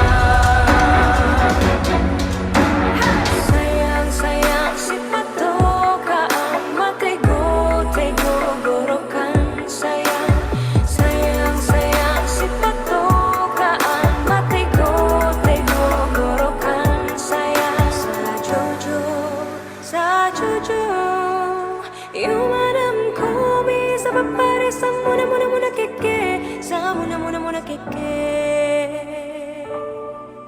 soleram soleram soleram anak yang manis janganlah dicium sayang kalau dicium merah pipinya kampuan jauh di mata kunwang san saya baku biliang takkan aja kawan-kawan nalamu sangke basuh yang suria